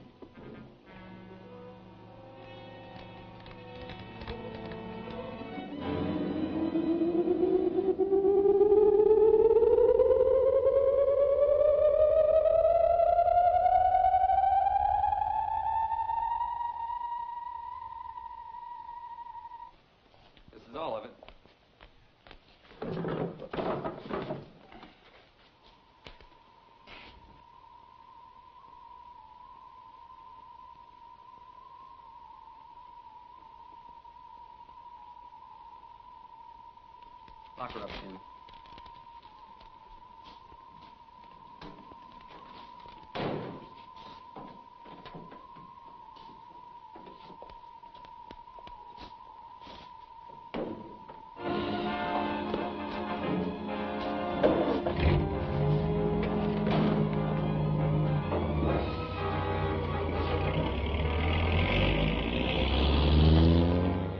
Here it comes.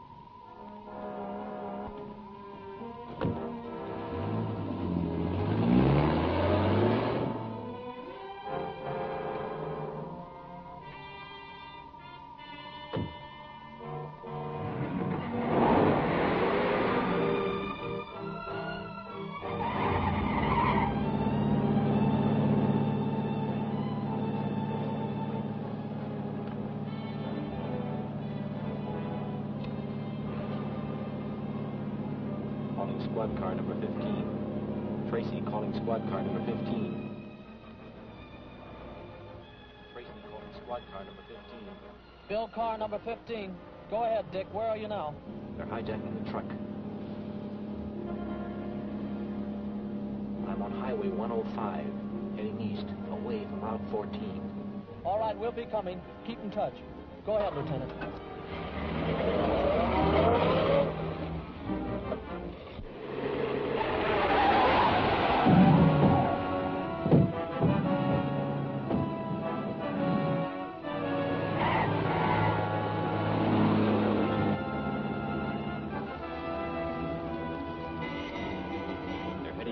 abandoned farm.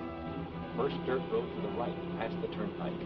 All right, Dick, we'll be there in 10 minutes. We better be there. Tracy will be in the spot when they open that armored car. Yeah.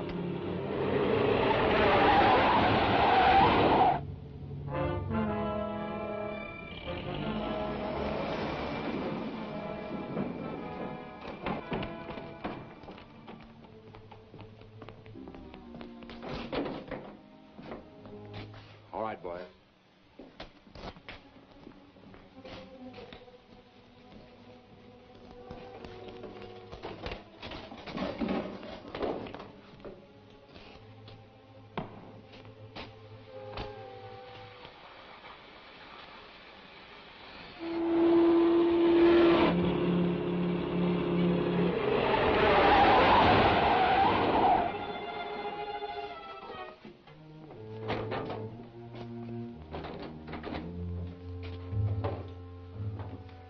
Come on, boys. Get this gold in that truck, and we'll blow up this armored car.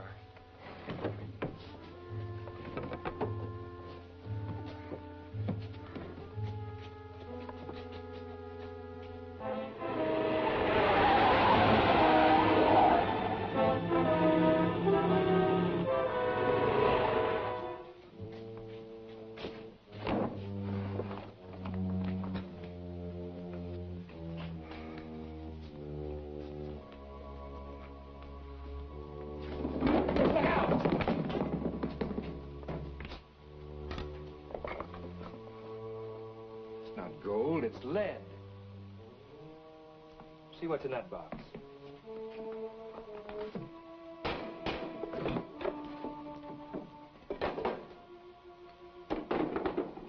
I've got to talk to the ghost.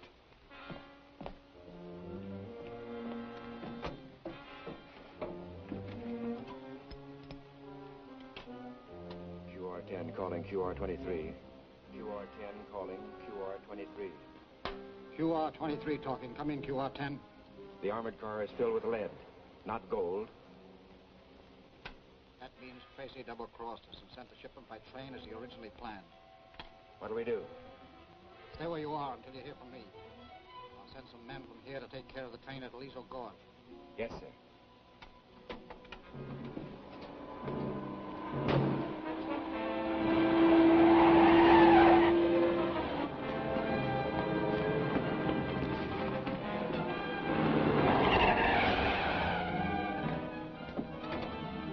Get under cover. Blast them as soon as you open these doors.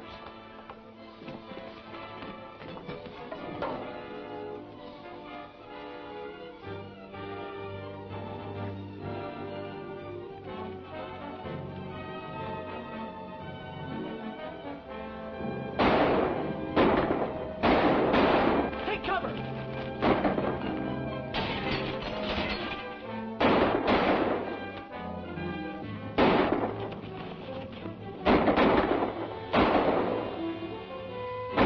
Shove these bales across front of that door and keep those cops off.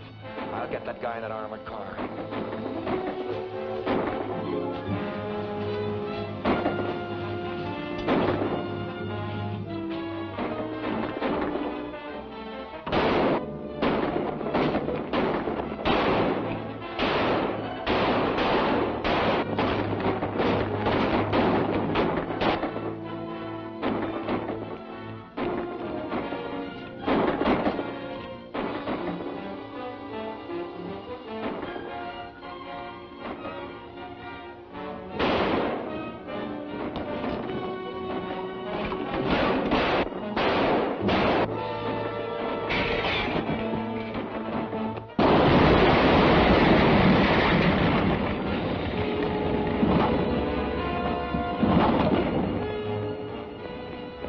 Dick, are you all right? Yeah. We gotta work fast. Where's the car? Right over here. You'll have to get us to Central Airport in a hurry. The ghost men are sent direct to train at Aliso Gorge. Cosgrove, you stay here and take charge until we get back. Right.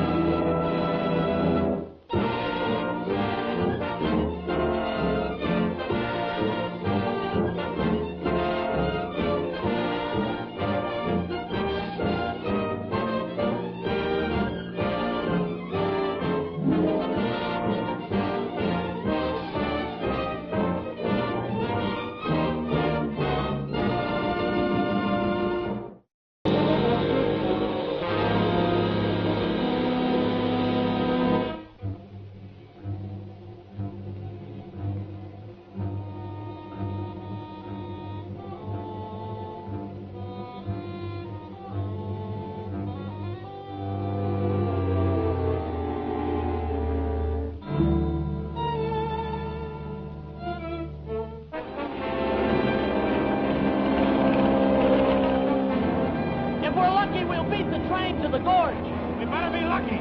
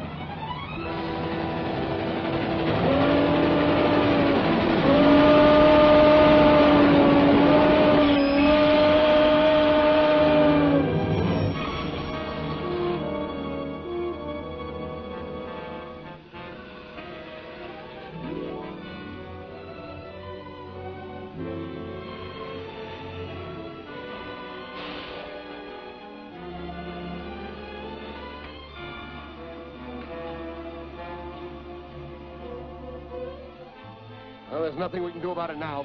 Come on.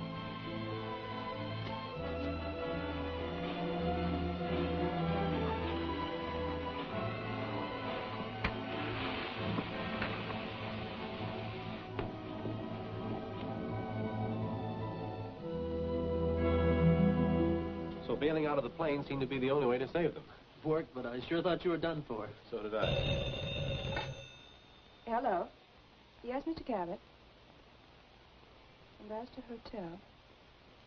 Oh, well, Mr. Tracy's right here. Just a moment. Hello? Hello? Hello? He hung up. He was so excited I could hardly understand him. What's the trouble? He wants you to meet him in the grill room of the Ambassador Hotel at 8 o'clock. Says it's a matter of life and death. Why couldn't he come here? Something very phony about this. Perhaps there is. Cabot has been acting strangely. That's why I arranged things so that he alone knew about that gold shipment. Then the ghost attack. Then you think Cabot is the ghost? It's possible. All the more reason we should meet him. Why walk into danger? Throw him in jail and sweat the truth out of him. We've got to have more than suspicion to make a move like that. We'll go to the hotel and meet him.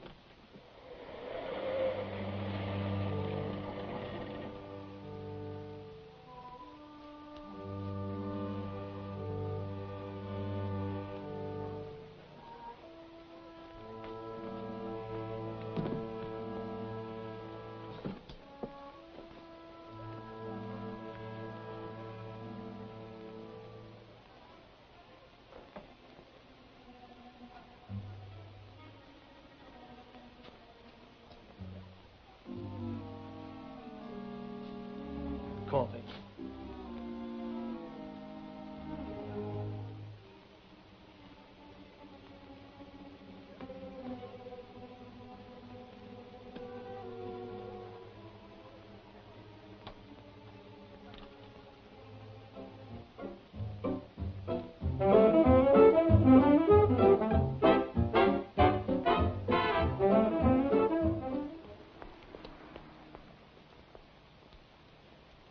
All ready? Yeah, Tracy and Carl are both in there, and the music's going plenty loud. Start the machine, Lucifer.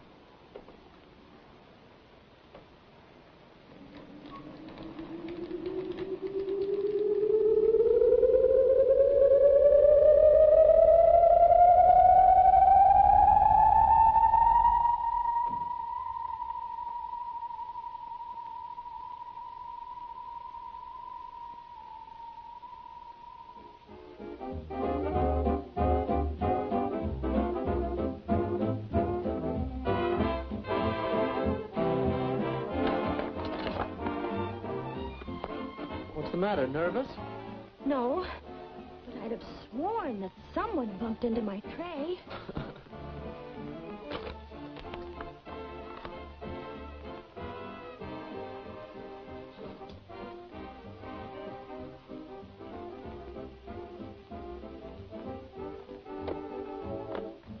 Thank you very much. You're quite welcome. Cigars, cigarettes, cigars, cigarettes, cigars, cigarettes. It's all right. Don't be alarmed. It's all right, folks. You can return to your tables. Where'd that come from? Somewhere near the phone booth.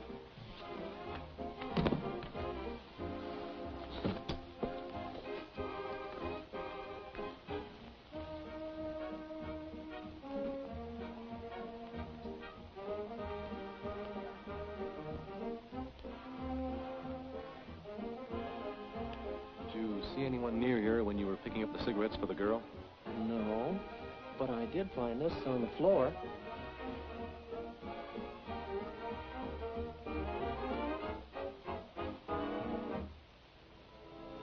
Why, that's one of the badges the mayor gave the members of the secret council for their help in convicting Rackets Regan. Were these given to anyone except the council? No, it's a special award. It all adds up to Cabot. He's a member of the council, and he asked you to go there tonight. You think that's Cabot's badge? It might be, but we'll have to prove it. Call all the members of the council. Tell them to come here at once and bring their badges with them.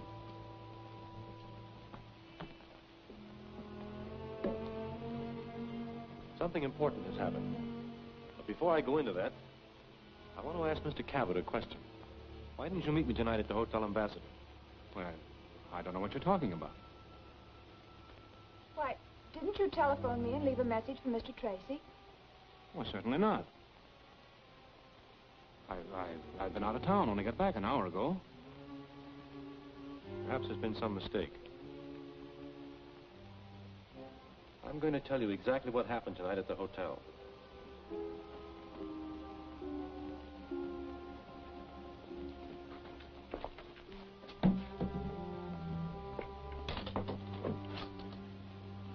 Get ready to cut them as soon as I get the signal.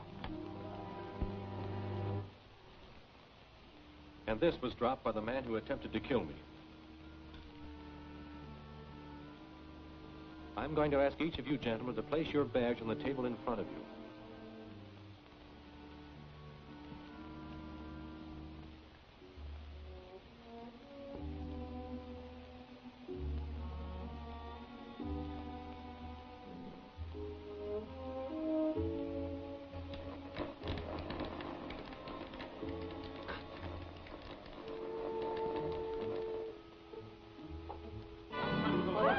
Turn those legs off. Stand still, everyone. June, get a candle. Why, no, but this Who is turned your- them? See who turned out the lights? Yes. Wait a minute. We'll investigate that later. Sit down, gentlemen. We'll finish what we came here to do.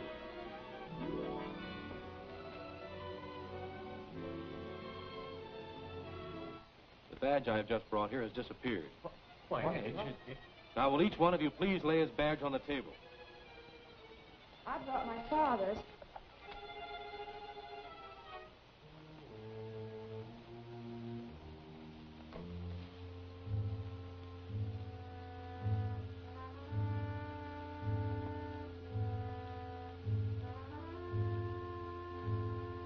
Yours, Mr. Cabot? Why, I had my badge. Why, there's your badge at your feet. Oh, thank you.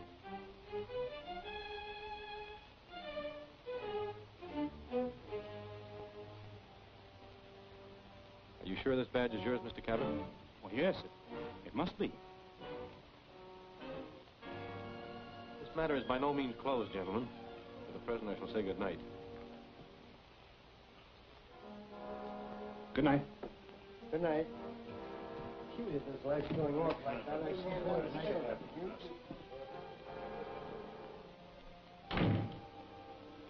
Well, it looks like the ghost tricked us again, Dick. Maybe. But I think I'll talk this over with Bill. You pardon me? I thought Tracy had probably marked the badge he found. But I knew he was suspicious of Cabot, so I helped the suspicion along by trading badges with Cabot when he laid his on the table. That was quick thinking. No one seemed to suspect you. No. Although Cabot did have a very peculiar expression when he looked at the badge. And he wrapped it in a handkerchief before he put it in his pocket. What's the matter with your finger? I cut it when I was getting the badge away from Cabot. Did it bleed? A little. That's it. I must have left a blood stain, probably a fingerprint, on the badge Cabot picked up. That's what he was so excited about. We've got to take care of Cabot at once. Bring the machine.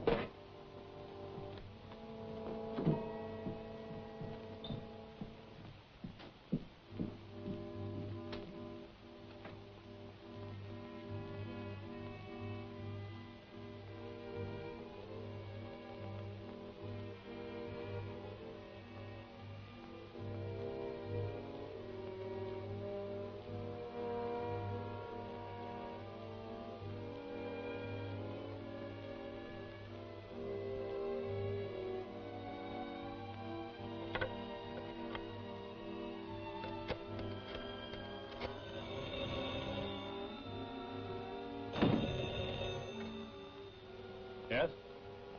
Who? Cabot. What is it, Mr. Cabot? When I picked up the badge, I noticed a smear of blood. And now I see there's a well-defined fingerprint on it. Yes, go on. Well, I thought you might be able to identify it. I'll come right over.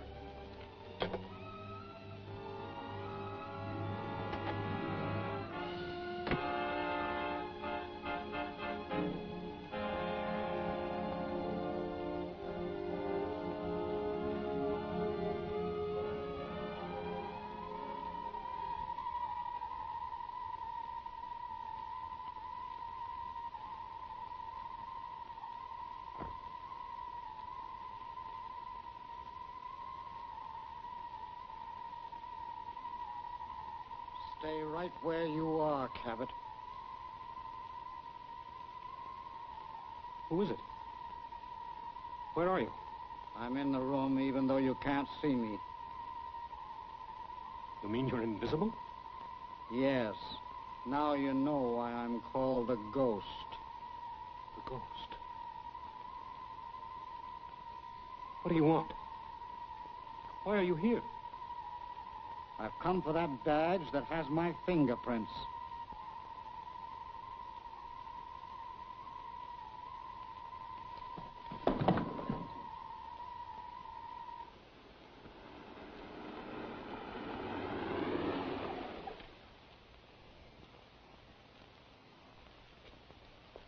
I still have a score to settle with you, Cabot.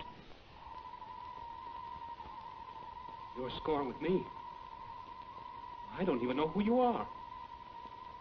But you remember Rackets Regan, don't you? The man who was sent to the electric chair by you and the other members of the Secret Council? He was my brother.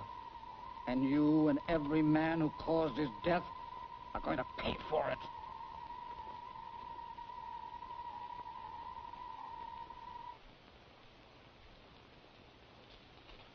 No. No, don't.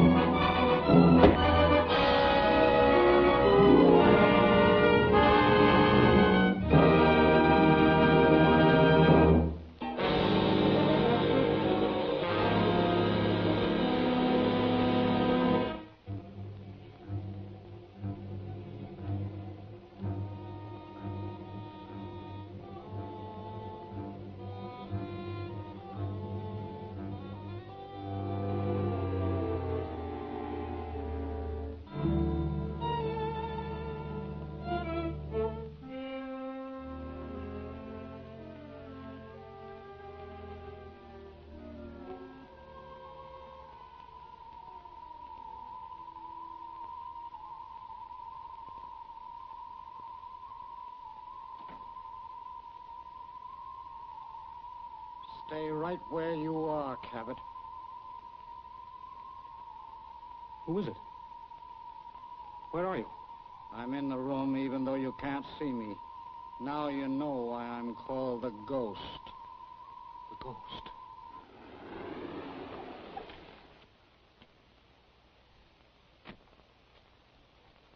I still have a score to settle with you, Cabot.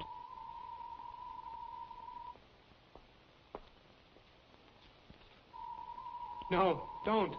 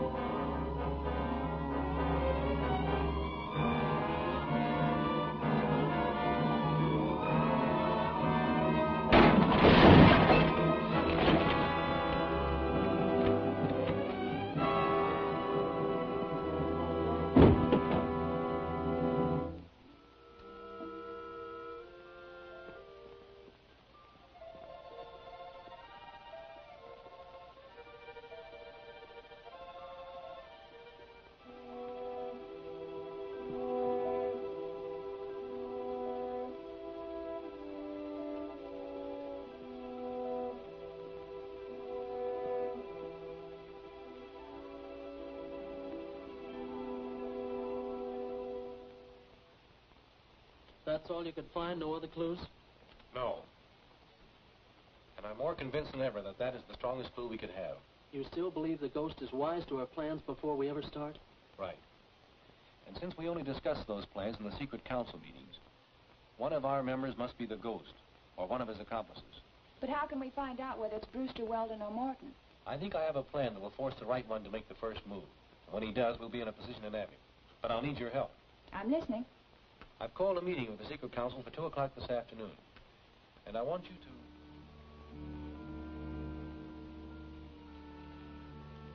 I knew my father had kept a diary, and I had looked for it. But I was unable to locate it until today. Did you bring it with you? No. As soon as I glanced at the contents, I hurried here to ask Mr. Tracy. Ask Mr. Tracy what, June? I found my father's diary of notes on his crime research. There's one whole section devoted to Rackets Regan, his early environment, gang members, and other studies. Good. Where is it? In a concealed safe in Dad's old waterfront laboratory. I found it while I was looking for some other papers.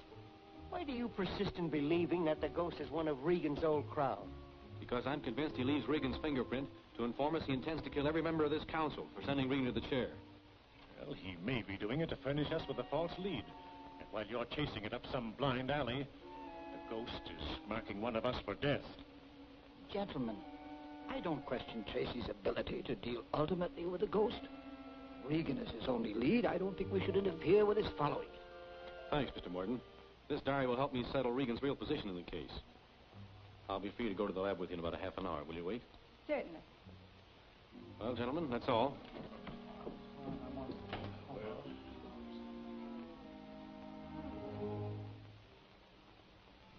What could Chandler have written in that diary that would implicate you? I'm not sure, but there's one dangerous fact he might have known. That Rackets Regan was your brother? Yes.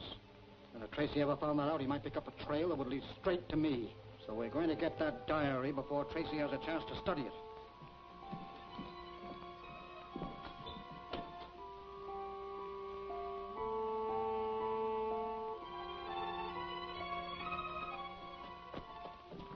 They're in there. Top floor, second door from the north end. Good. Start the machine, Lucifer.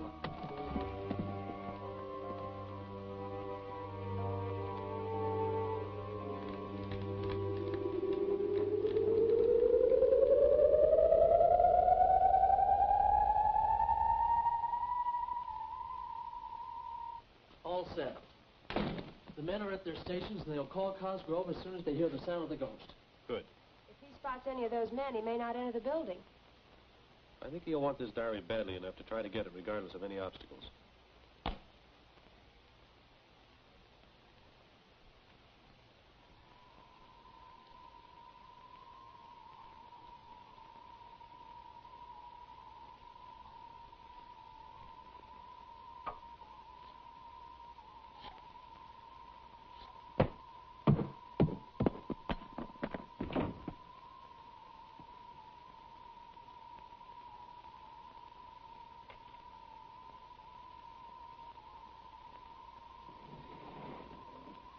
Listen. That's it. The ghost. Get back into the laboratory.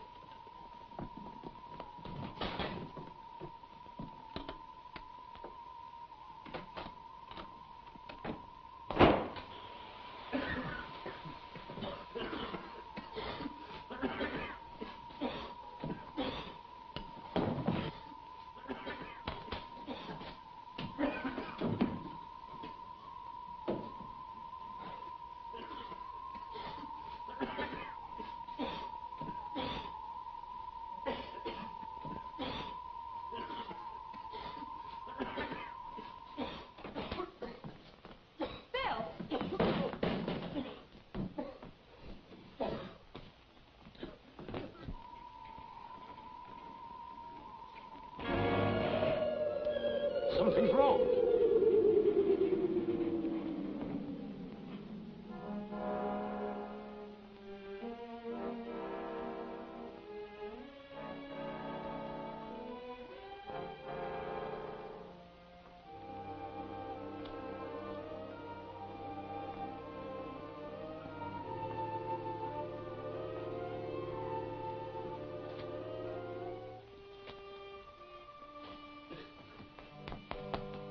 The diary's gone.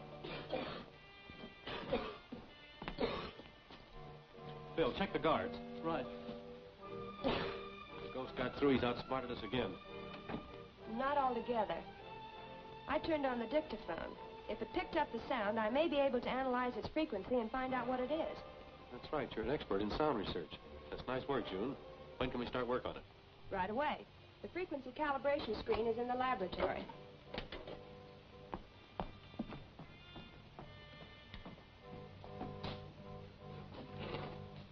This machine will photograph the sound wave.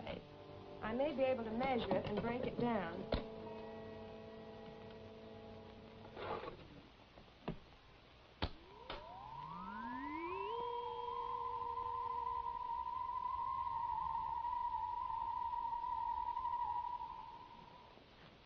Nothing but blank pages. What was that fool Tracy trying to do? Trap me? He might have. If you had dropped this disc while you were inside. Can you fix it? Yes, I think it's all right now. Put it on, we'll test it.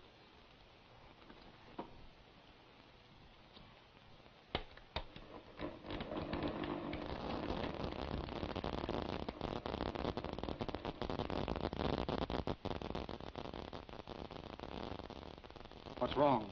I don't know. Interference of some kind. What kind of a ray could interfere with this one? None that I know of. This is the only machine of its kind. Unless... Unless what? Unless someone has invented another one, or made a reproduction of the sound in this one. A reproduction?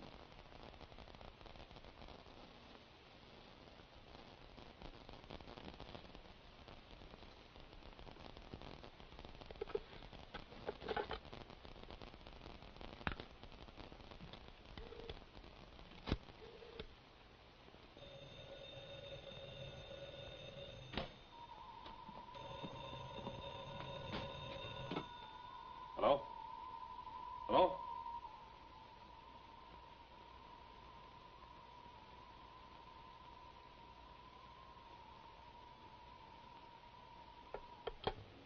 So that was the trick. Tracy must have made a record of the sound. It came over the telephone. That's bad. June Chandler is an expert in sound research. Once she has the frequency of this wave, she can develop a counter ray that'll make ours useless. We can't let her. Corey will have to destroy that record before she has a chance. Go get him. I'll need a research book for my library. Good. I have to pick up Bill anyway. I promised to meet him. You better run out and get a bite to eat. We'll meet you back here later. That's a good idea, Dick. Better put that in a safe place. Right.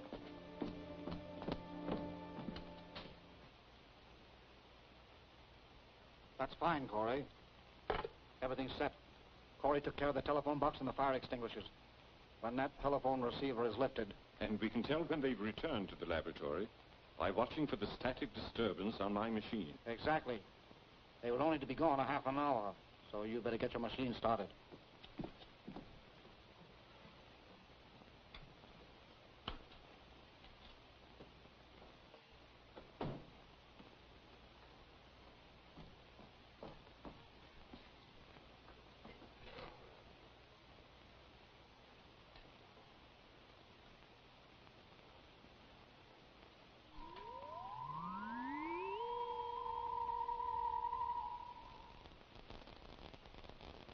There it is.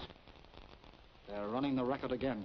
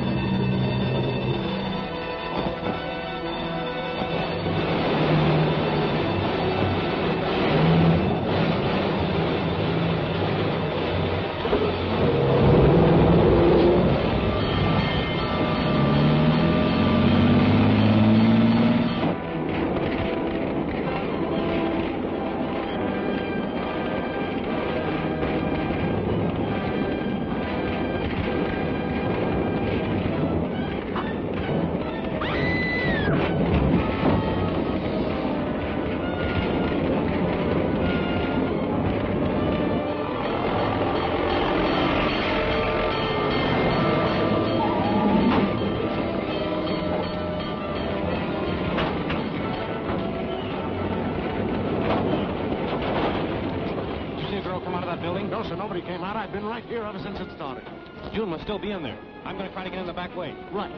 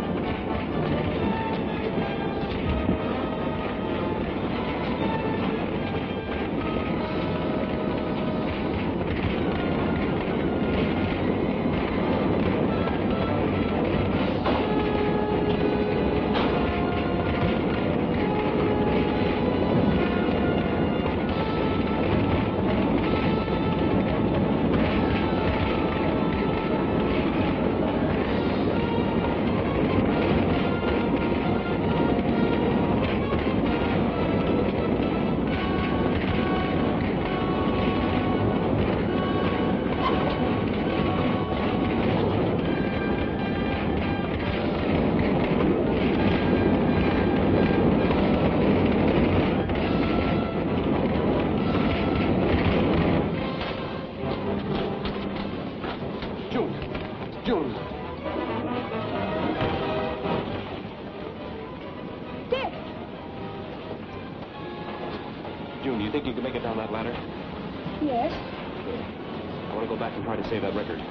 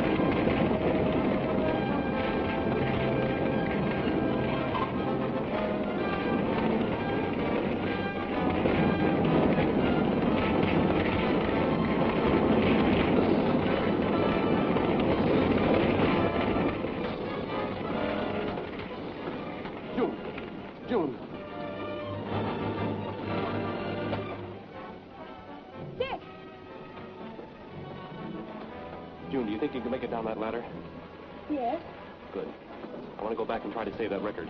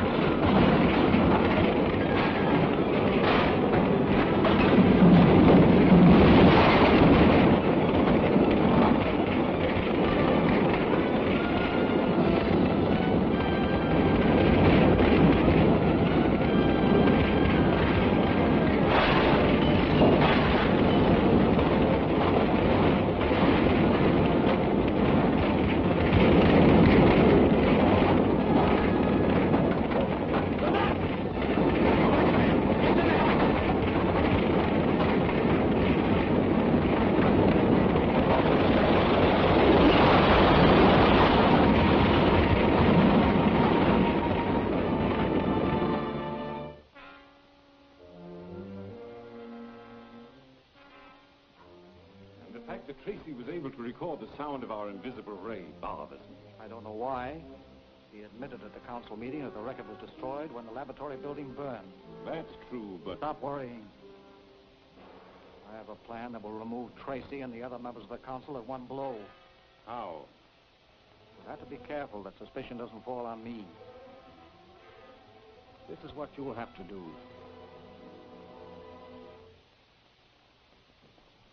How are you, June? Fine, Dick.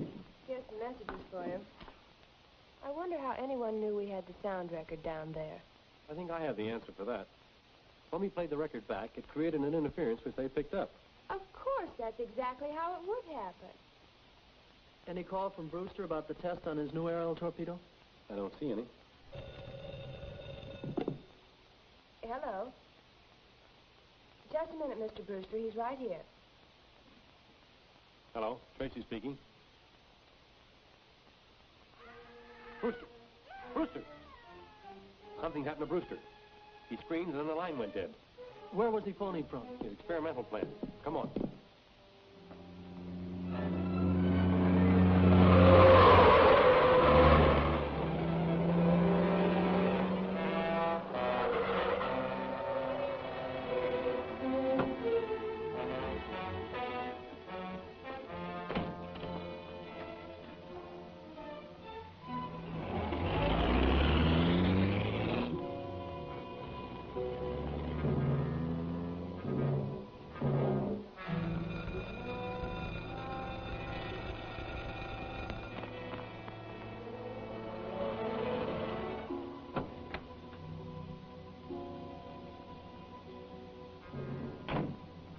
Open. It's Tracy.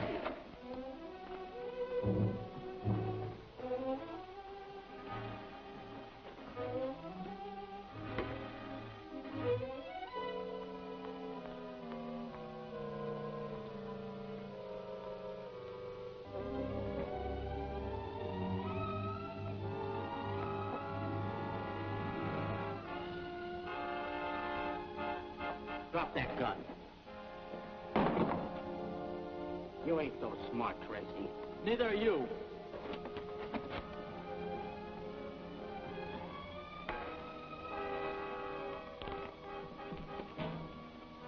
You boys should be more familiar with the way we work. Behind you, Bill!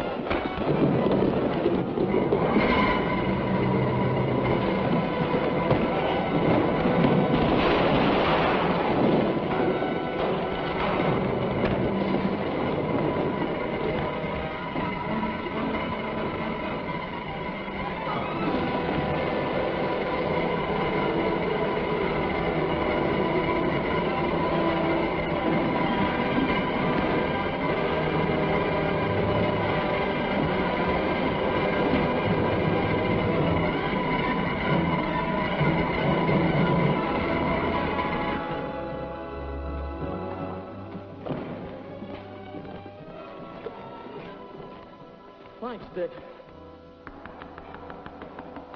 What's that?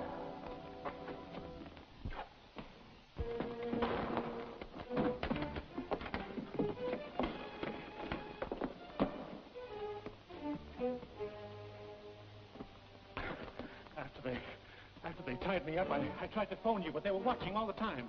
What were they after, the plans for the aerial torpedo? Yes, but the War Department only gave me one section at a time. So they didn't get them? No, but they found out the test was to be at 2 o'clock this afternoon from a telegram I had here. 5 minutes to 2 now. Where's the test being held? At the foot of Brunswick Canyon. The Marines are conducting it. We haven't a minute to lose, Bill. You can't get there in time. We can try. Tracy calling Lieutenant Cosgrove. Tracy calling Lieutenant Cosgrove. Lieutenant Cosgrove. Go ahead, Tracy. Rush some men to the foothills near Brunswick Canyon. Look for me in the vicinity.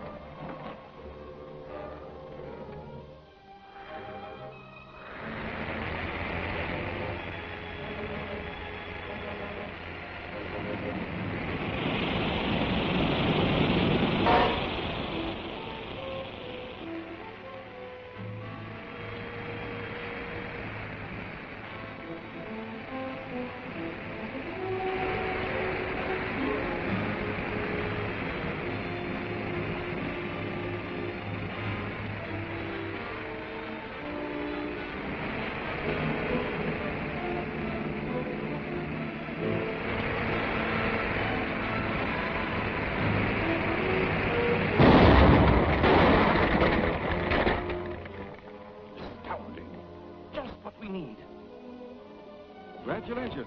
She seems 100% to me. No use testing this one. Thank you, sir. We all feel pretty good about it. Shall we start now? Immediately.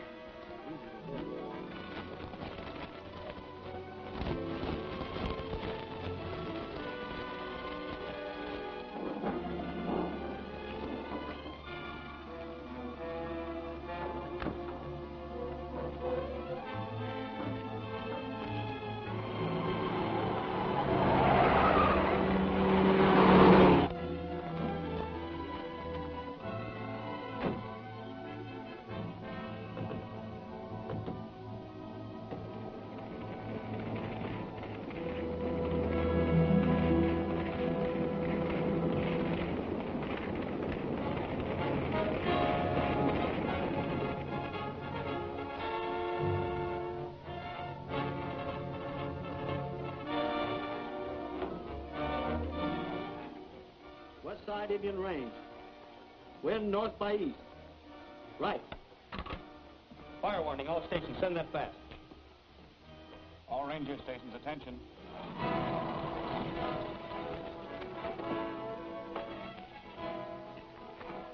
We just got this, sir. Short wave at the base. We clean up here at once. Get your equipment together. We need every man. Fire duty. Yes, sir. All right, men, follow me. On the double.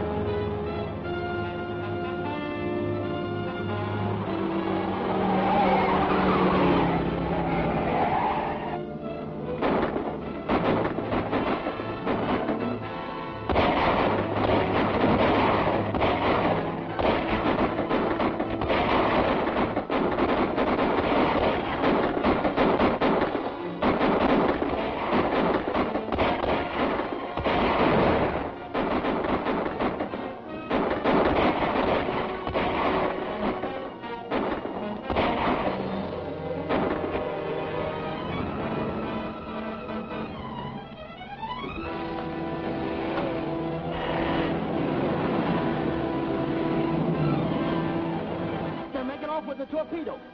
There's too many of them for us, Bill. We're trying to delay them on the road to give Cosgrove enough time to get here.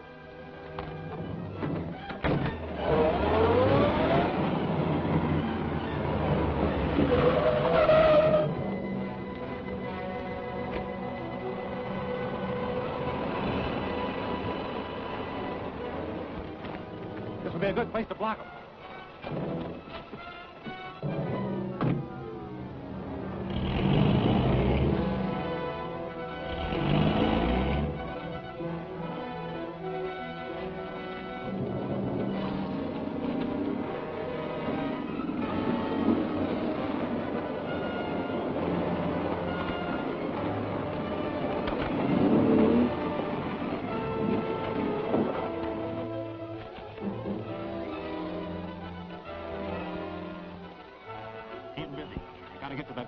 Okay, Dick.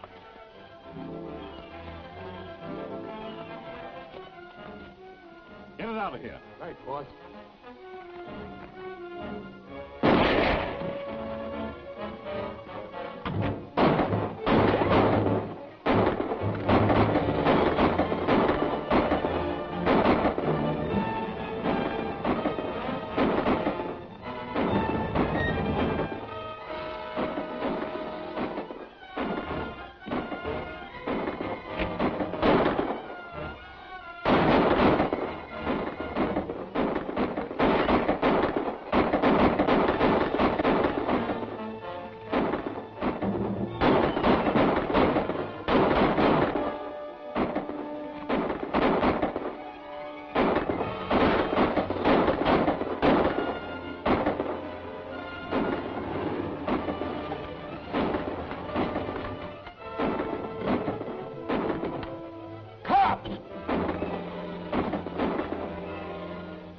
The car on me.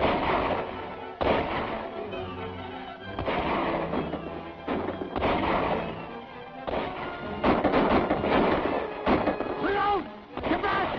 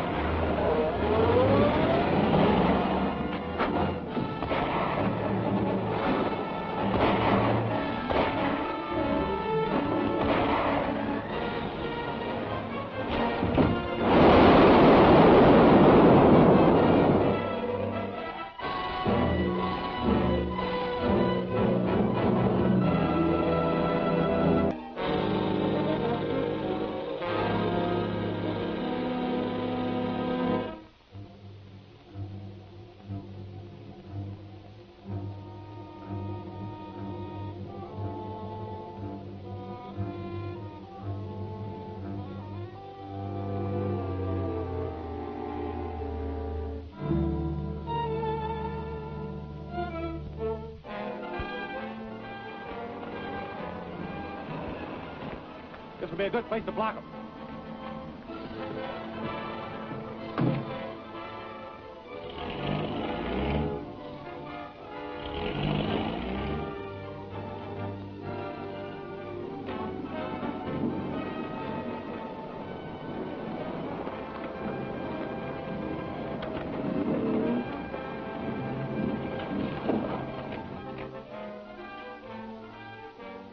Keep busy.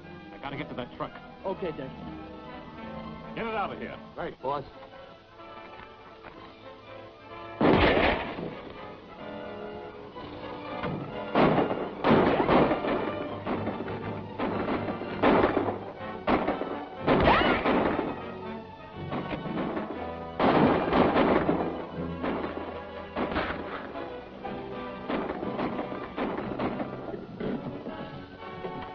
Cops! Crash the car on them.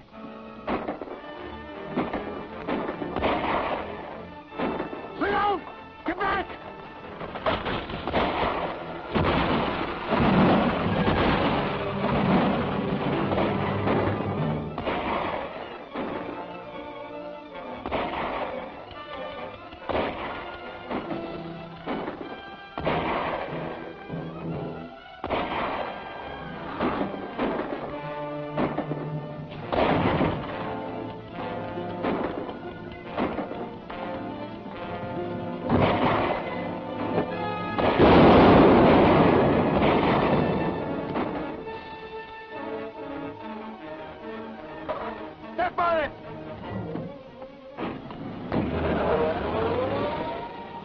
Cosgrove!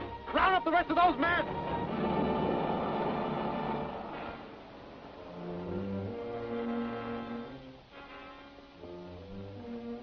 Brewster set off that torpedo. Brewster? Well, we left him in his office. I saw him jump off the rear of the truck just as you got on it. You're right, he could be the ghost. Sure he could. In fact, he must be. On the other hand, he might have destroyed the torpedo to prevent it falling into unfriendly hands. That's possible. Let's get back to Cosgrove's office and see what information we can get from Washington.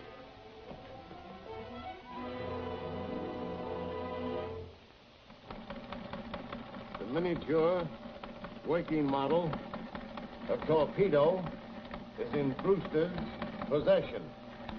Stand by for instructions. When Brewster told us about the attempt to steal a torpedo, he didn't mention a working model. It looks as though he framed the whole thing. Have model stored in safe place until further orders. Let's get out to the Brewster plant, Bill.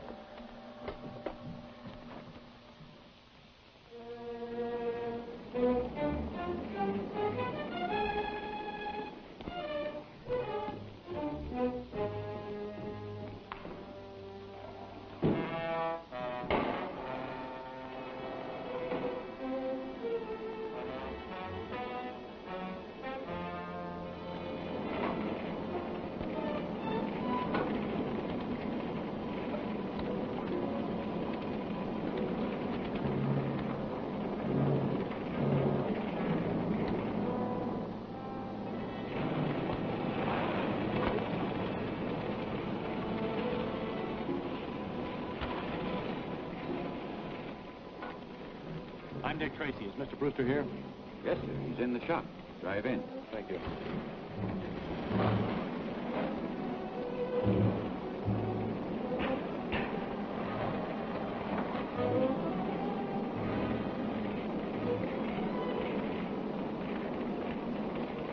Mr. Tracy, look out!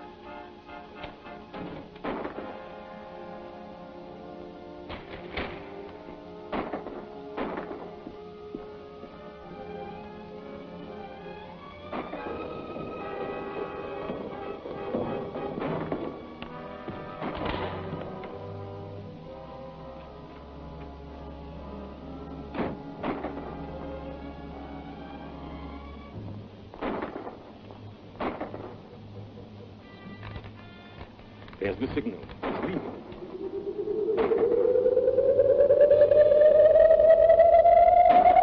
Go straight ahead. He'll follow us.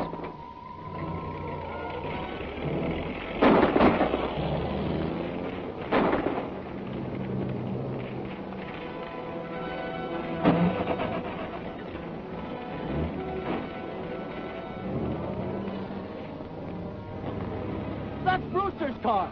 He's trying to get away.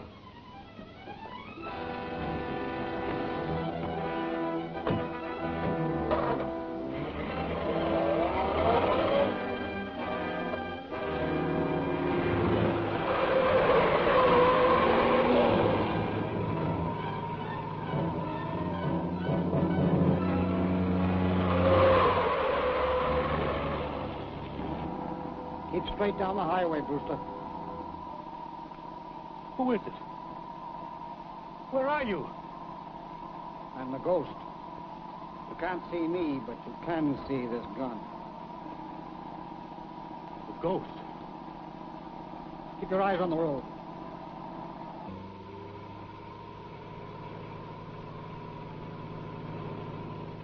Here they come. Slow down.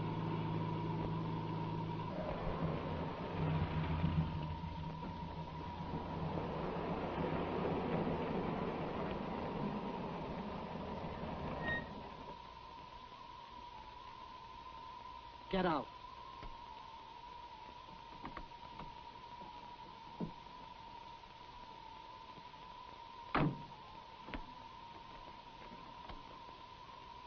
Does this man know what to do? Yes, he'll lead Tracy off our trail. Fine. Get to my car, quick.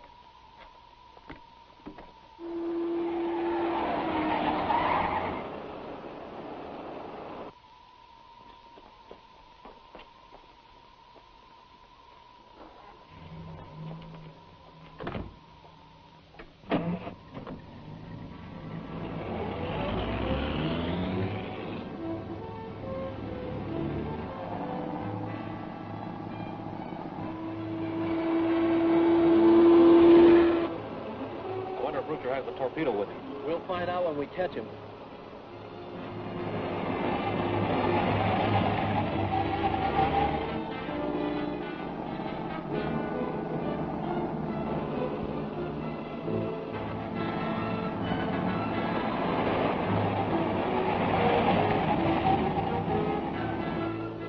Maybe a flat tire will stop him.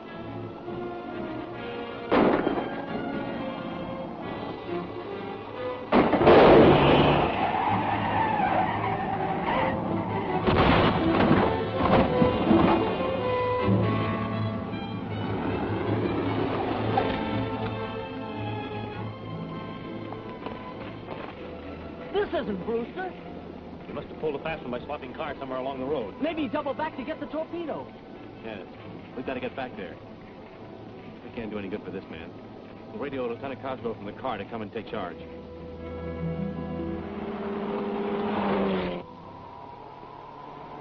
Turn off the ray, Lucifer.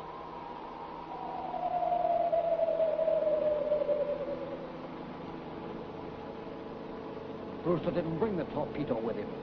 Now we'll go back to his office so he can get it for us.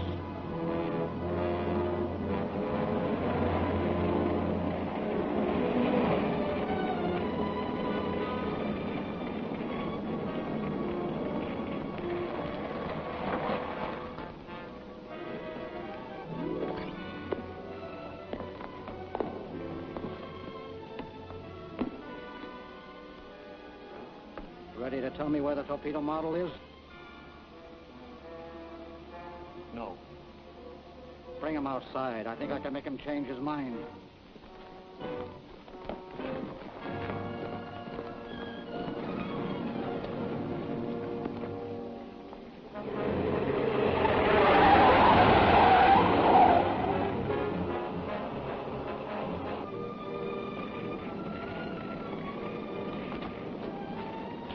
Show him the fire.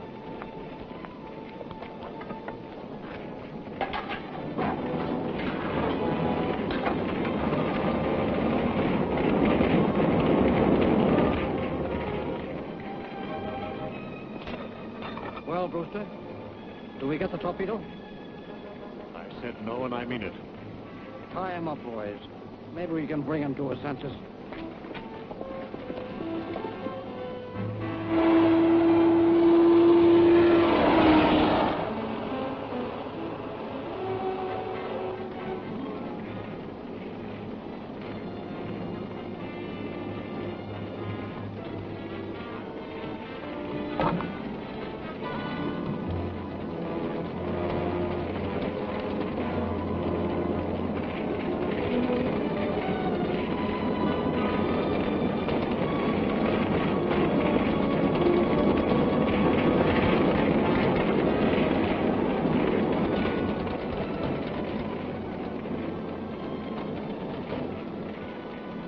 This is your last chance.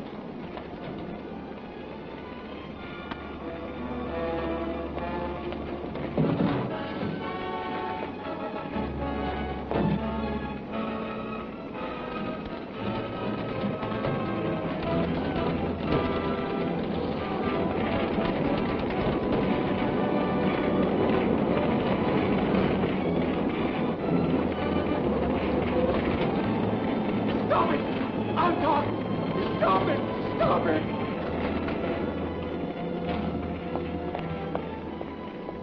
Bring him down.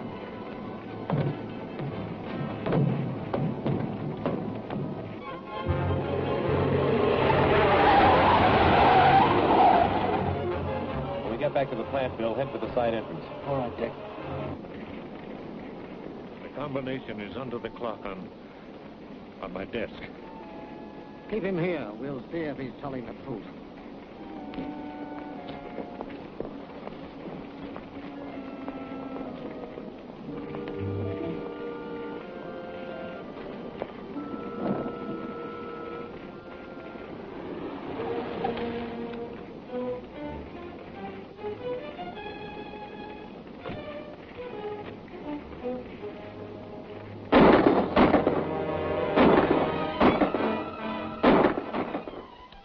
No. I need you here, Corey. Go down and see what's wrong.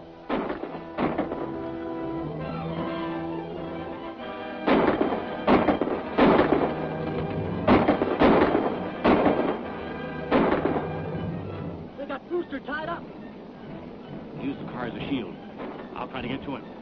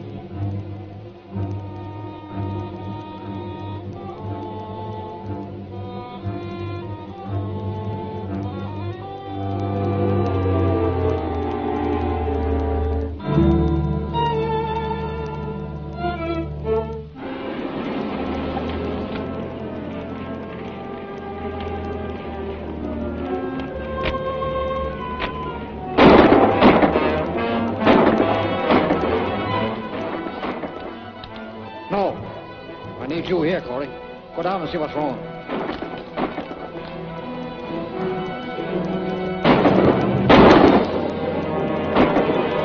They got Brewster tied up. Use the car as a shield. I'll try to get to him.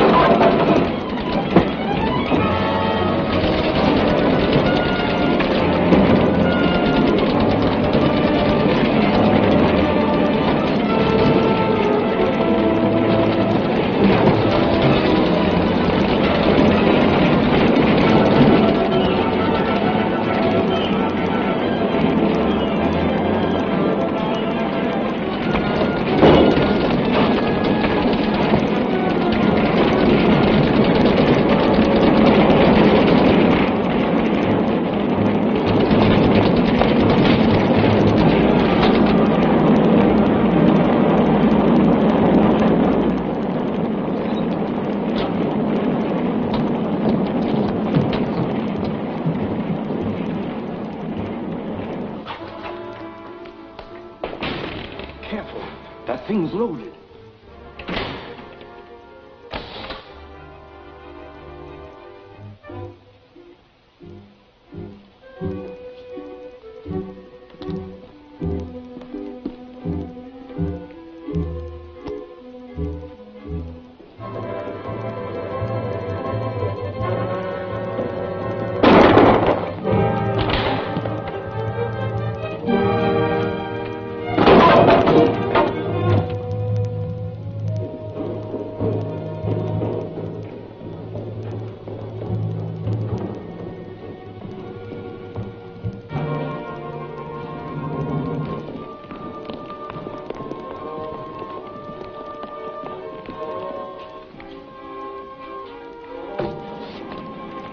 You all right? Yeah. Where's Brewster? He ran in the plant. I just heard a gunshot. And someone else is still in there.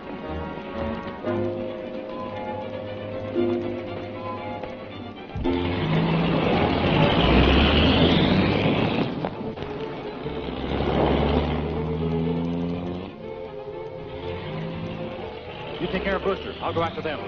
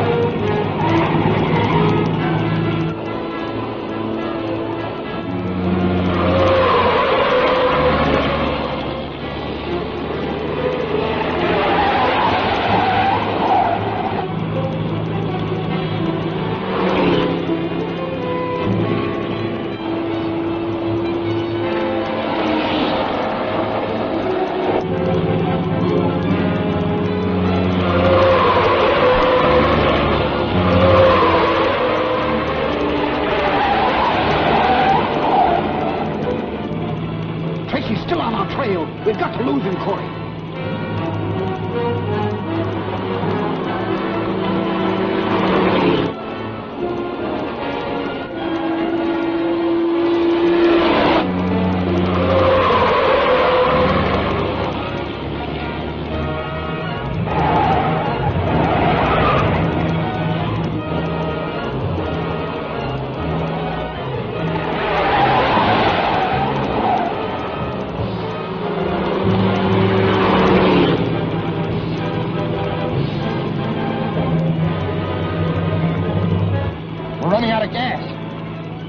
That bridge, we can stop Tracy.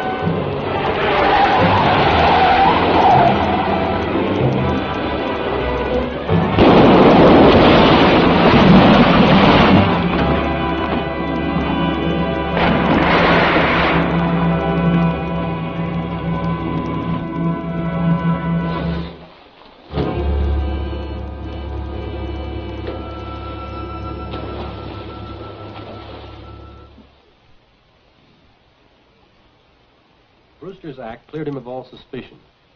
It was evident that he knew the ghost was attempting to steal the aerial torpedo. He was seriously wounded trying to defeat the ghost's plans. He's still unconscious, but under the care of specialists in a well-guarded hospital. His recovery may bring us the identity of the ghost. That's all, June. Send a copy to headquarters, will you? I'll type it right away, Dick. Thanks. Dick, we felt all along the ghost must be a member of the secret council. Looks that way. That's how he knows all our plans. With Brewster out as a suspect, that only leaves Morton and Weldon.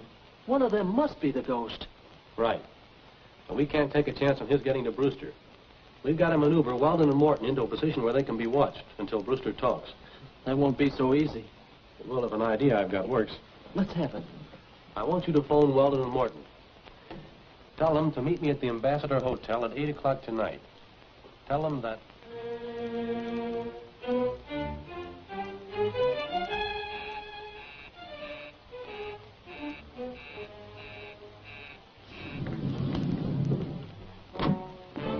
I'm expecting trouble tonight. What kind of trouble? I don't know.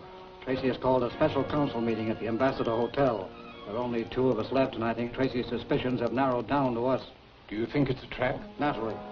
Whatever Tracy's planning, we'll match him trick for trick. Lucifer, you take the machine, park near the hotel, and be alert for a signal. I'll be there. Corey, I want you to stand by that telephone in case I need you.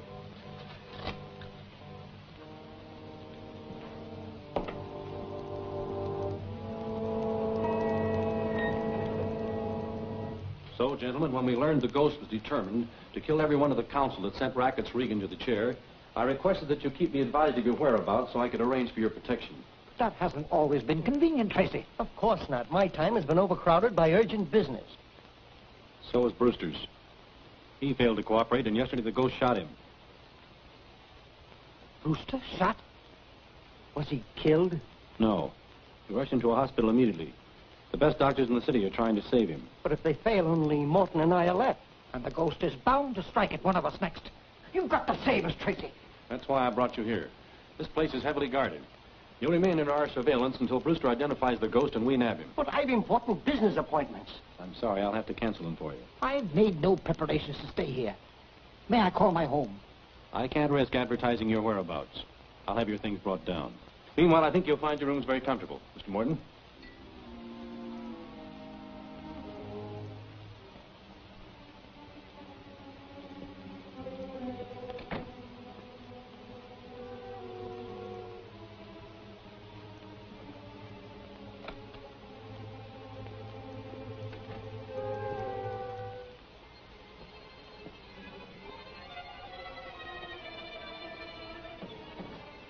What now, Dick?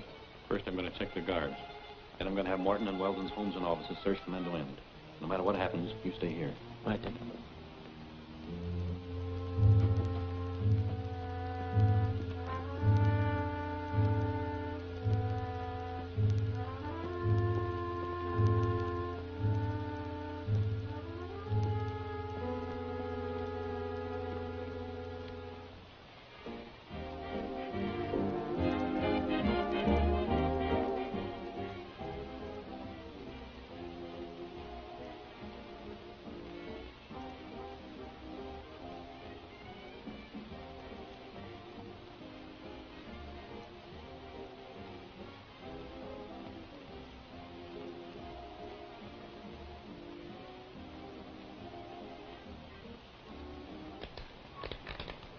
There's the signal.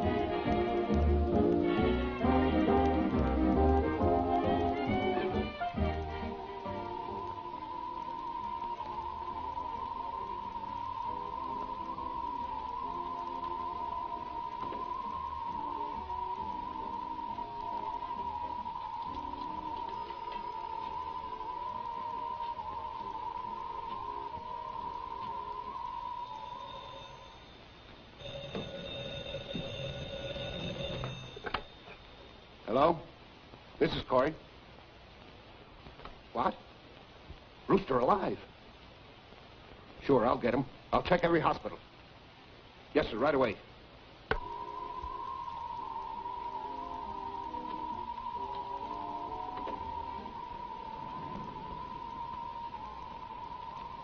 Pick up the cop. Turn it off.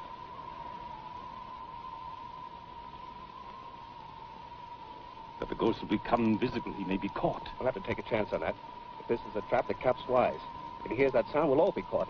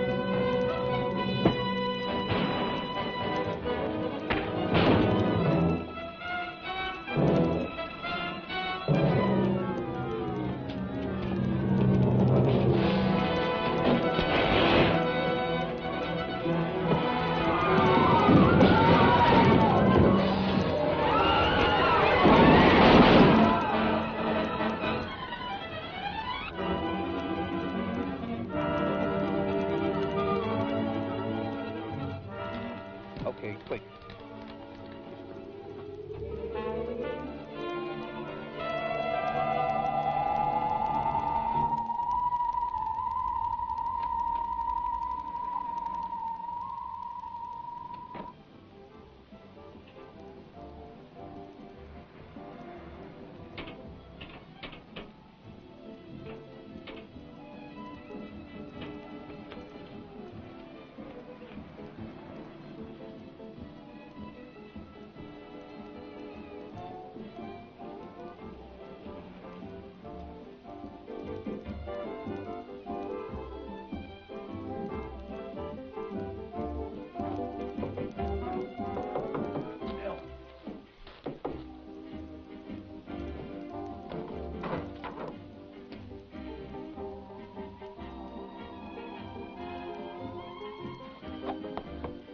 Out there. I just had a battle with the ghost. What? Got away. Have Morton and Weldon been out of their rooms? No, I've been here all the time. We've been barking up the wrong tree. We'll soon find out. Mr. Weldon! Mr. Morton! Mr. Weldon! What is it? We just wanted to see if you were all right. Why shouldn't I be? What do you want now? I'm afraid I owe you gentlemen an apology. That's the least you can do. I thought I could guard you here, but apparently the danger would be just as great in your own homes. I don't understand. The ghost got by the guards and reached this floor. Did you see him? Yes. Well, who is he? Can you identify him? Unfortunately, I can't. He was masked. I tried to tell you it was foolish bringing us here. We've been able to take care of ourselves so far. I'm afraid I'll have to agree with both of you. Then we're free to leave? Yes, and I'll be glad to furnish a police escort if you wish. That isn't necessary. Well, there's one thing you can do for me. What? Tell me the hospital Brewster's in. I'm sorry. Under the circumstances, I don't think that advisable. Probably you're right. I shouldn't have asked. I'll be glad to keep in touch with you and let you know how he progresses. Thank you.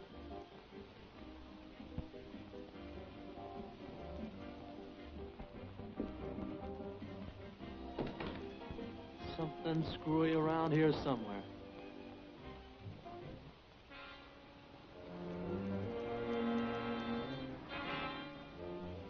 After what happened last night, I'm sure Tracy has been thrown off the track completely. Now, if we can only locate Brewster and keep him from talking.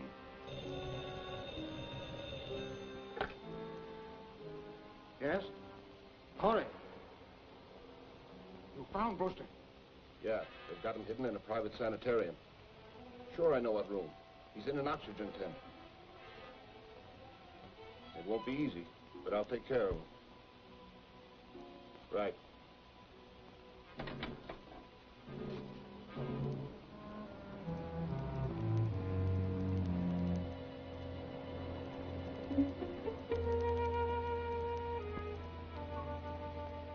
Mr. Brewster seems to be resting comfortably, but he may be unconscious for hours. I'd like to be here when he comes to. So why don't you wait in Dr. Jones's office, Mr. Tracy, and I'll call you as soon as there's any change in his condition. Perhaps I'd better.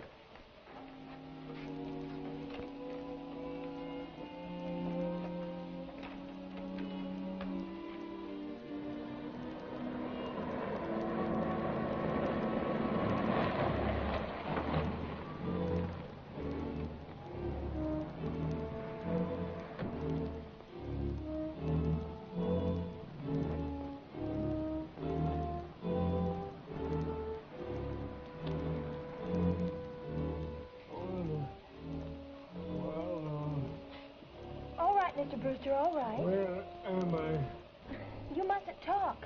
Tracy. Must see Tracy. All right, I'll get him for you right away.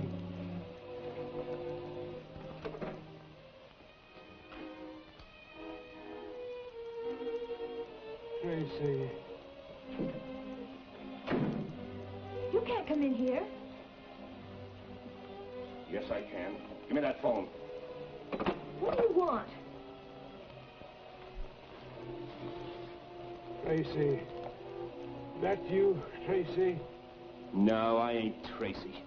Who are you? Stop! Keep quiet. With that oxygen off, you'll... Yeah, I know. Get in there.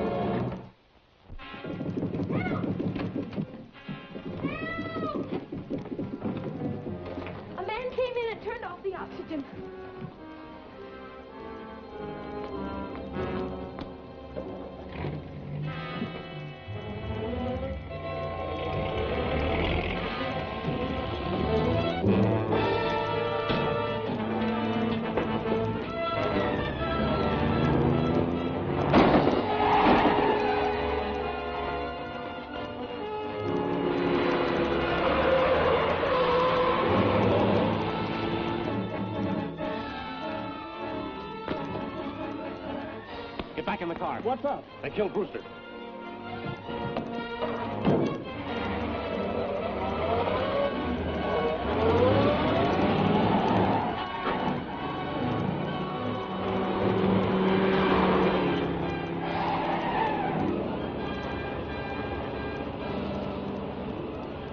Stop a minute, Bill.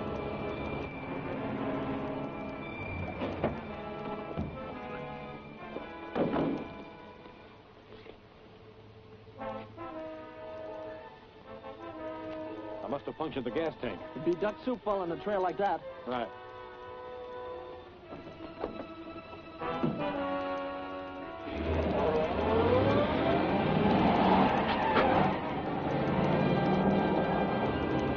going to call Cosgrove and have some squad cars stand by.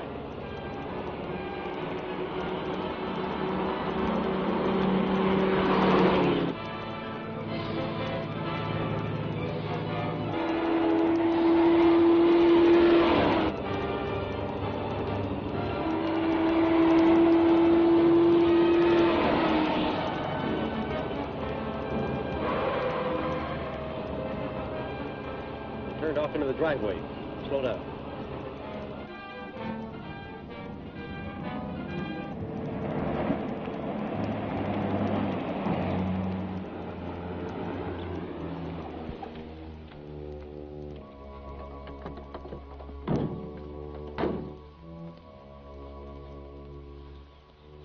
We'll go around to the back. You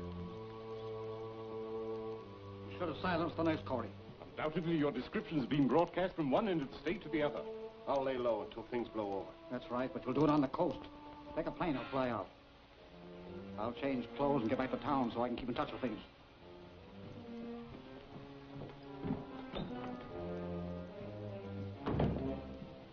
Hold it. So the ghost walks right into our hands.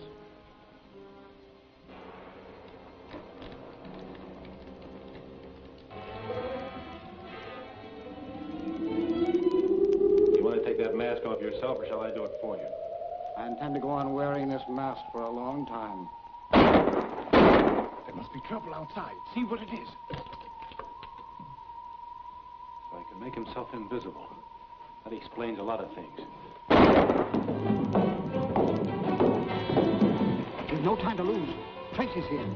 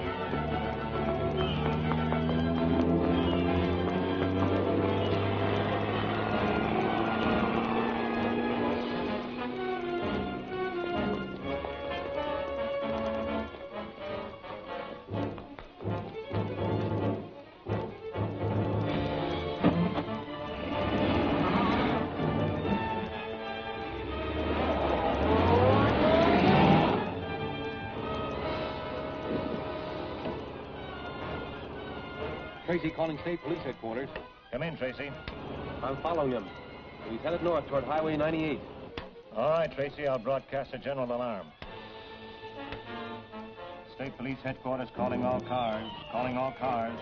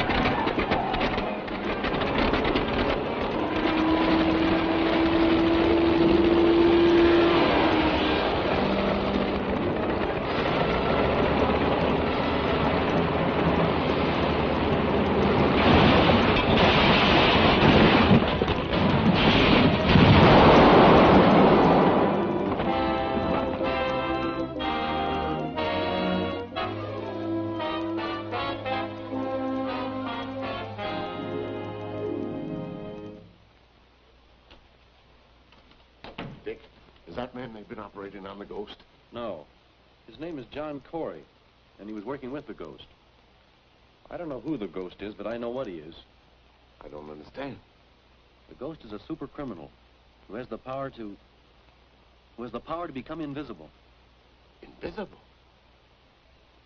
Oh, but Dick, that's impossible. I saw him disappear within 6 feet of me. Who was he? I don't know. He wore some sort of a mask. If I could only...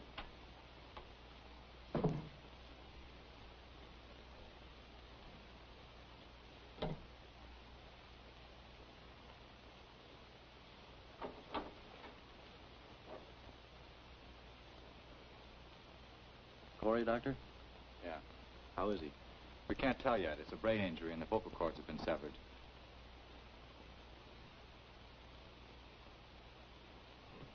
You can't dog it any longer. The doc said you can go. Suits me.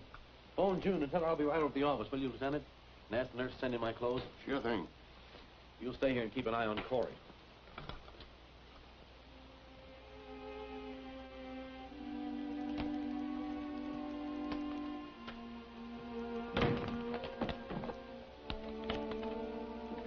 Hello, June. Hello. What on earth is that? You'll never guess, so I'll show you.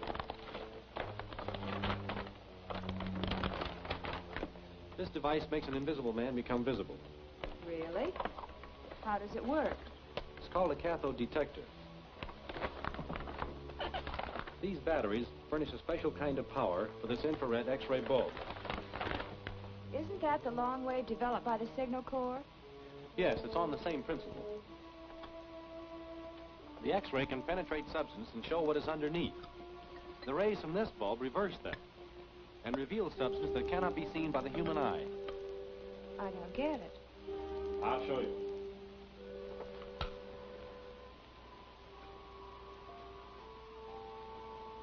Dick, it's amazing. Everything has opposite values, like a snapshot negative. Exactly. And that very quality in this bulb makes it our ghost trap. Of course.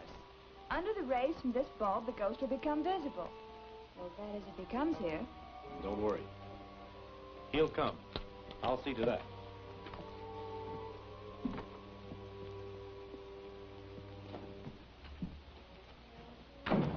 Well? I've been watching the Chandler house. Tracy's up to something. He's called a council meeting for tonight, and he's having Corey brought there from the hospital. Then he's going to have Corey identify you. You mustn't go. I'll go with pleasure. After tonight, we'll never be in danger again. I'll remove the 3 of them. Corey, Tracy, and the other member of the secret council of 8. Be careful. They've had an electric alarm system installed, covering the grounds. Before I go, we'll locate the powerhouse that furnishes electricity to that entire district.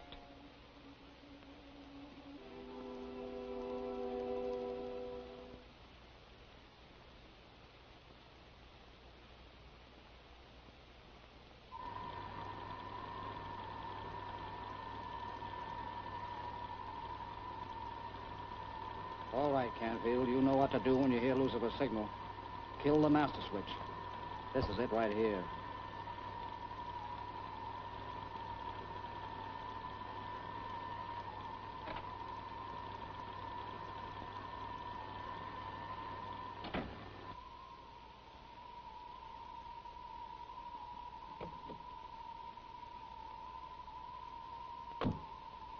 All right, Lucifer.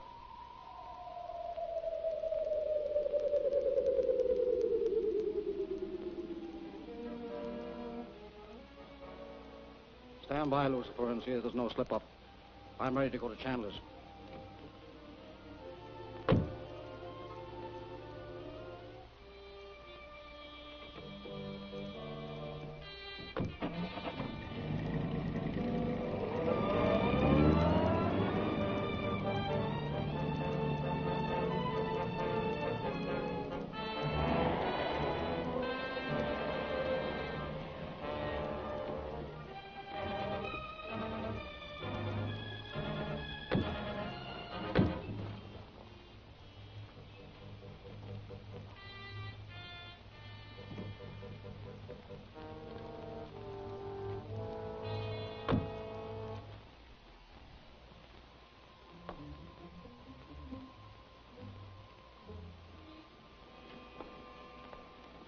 take him in by the fireplace and then post the guards. Right. Are you sure you remember everything that Dick wants you to tell Morton and Weldon? Absolutely, every word. Good. Once you talk to them, go into the lab and close the door. The minute you hear the ghost high-frequency sound, turn on the detector, which lights the infrared X-ray bulb in that lamp right there. I understand. Mr. Morton's here. Send him in, please, Lieutenant. I'm on my way. Good evening, Mr. Morton. Hello, Carl. Good evening, Mr. Morton. Good evening, Miss Chandler. Oh, is Mr. Weldon here? Not yet. Come in, Mr. Weldon. Hello, Morton, and hello, Weldon. Who's that, Corey? Yes. He's had a sedative, but he should wake up soon. Then he hasn't spoken yet? No.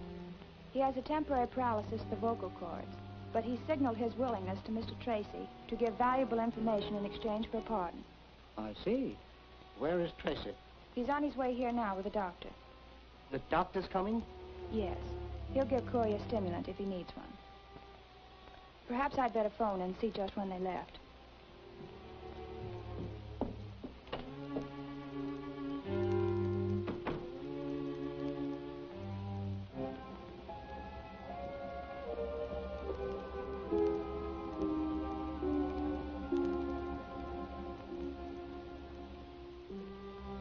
What time of view, Morton? 8:15? Yes, that's what I make it.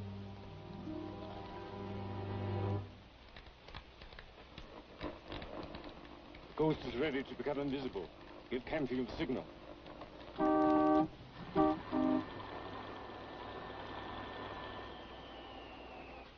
lights. Well, the power must be off. Keep calm, Weldon.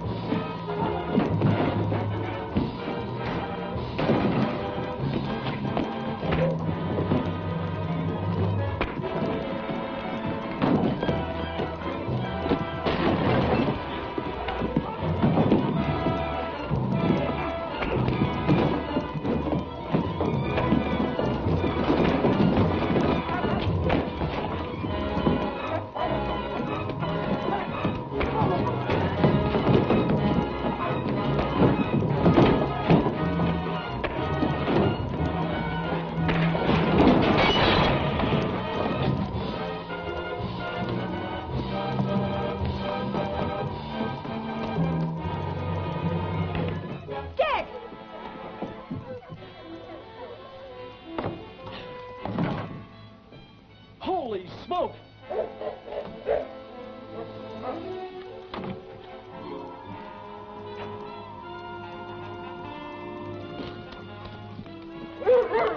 He must have gone this way, Bill.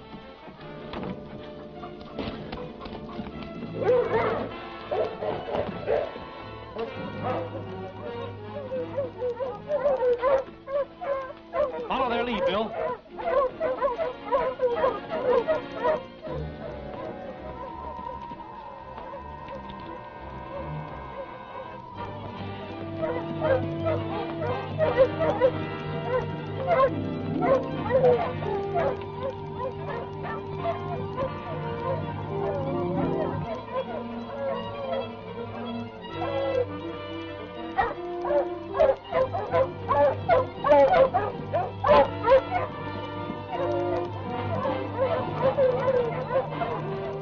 Tracy, we've got to move. Hurry.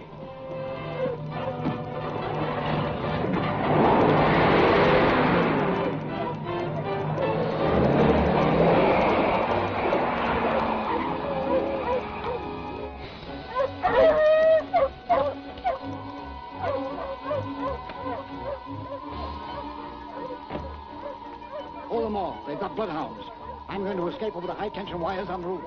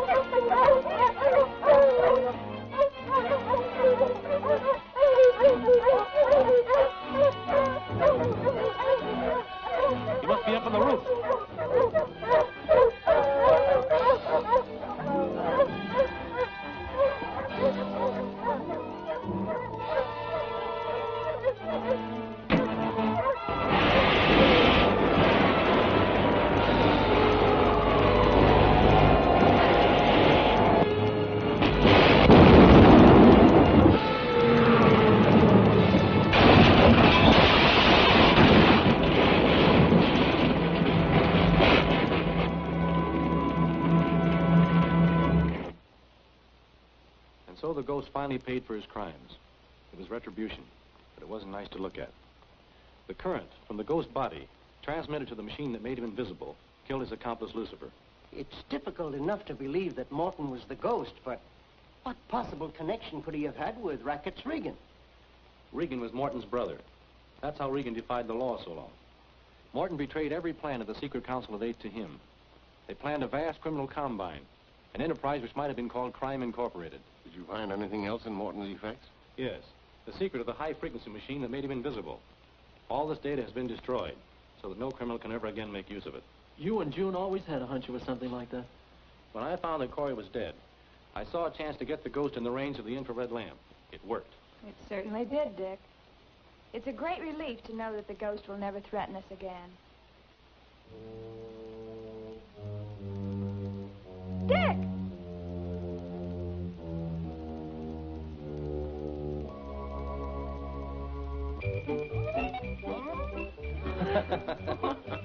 Well, it looks like our collaborators are here. Come on in, boys. Come on.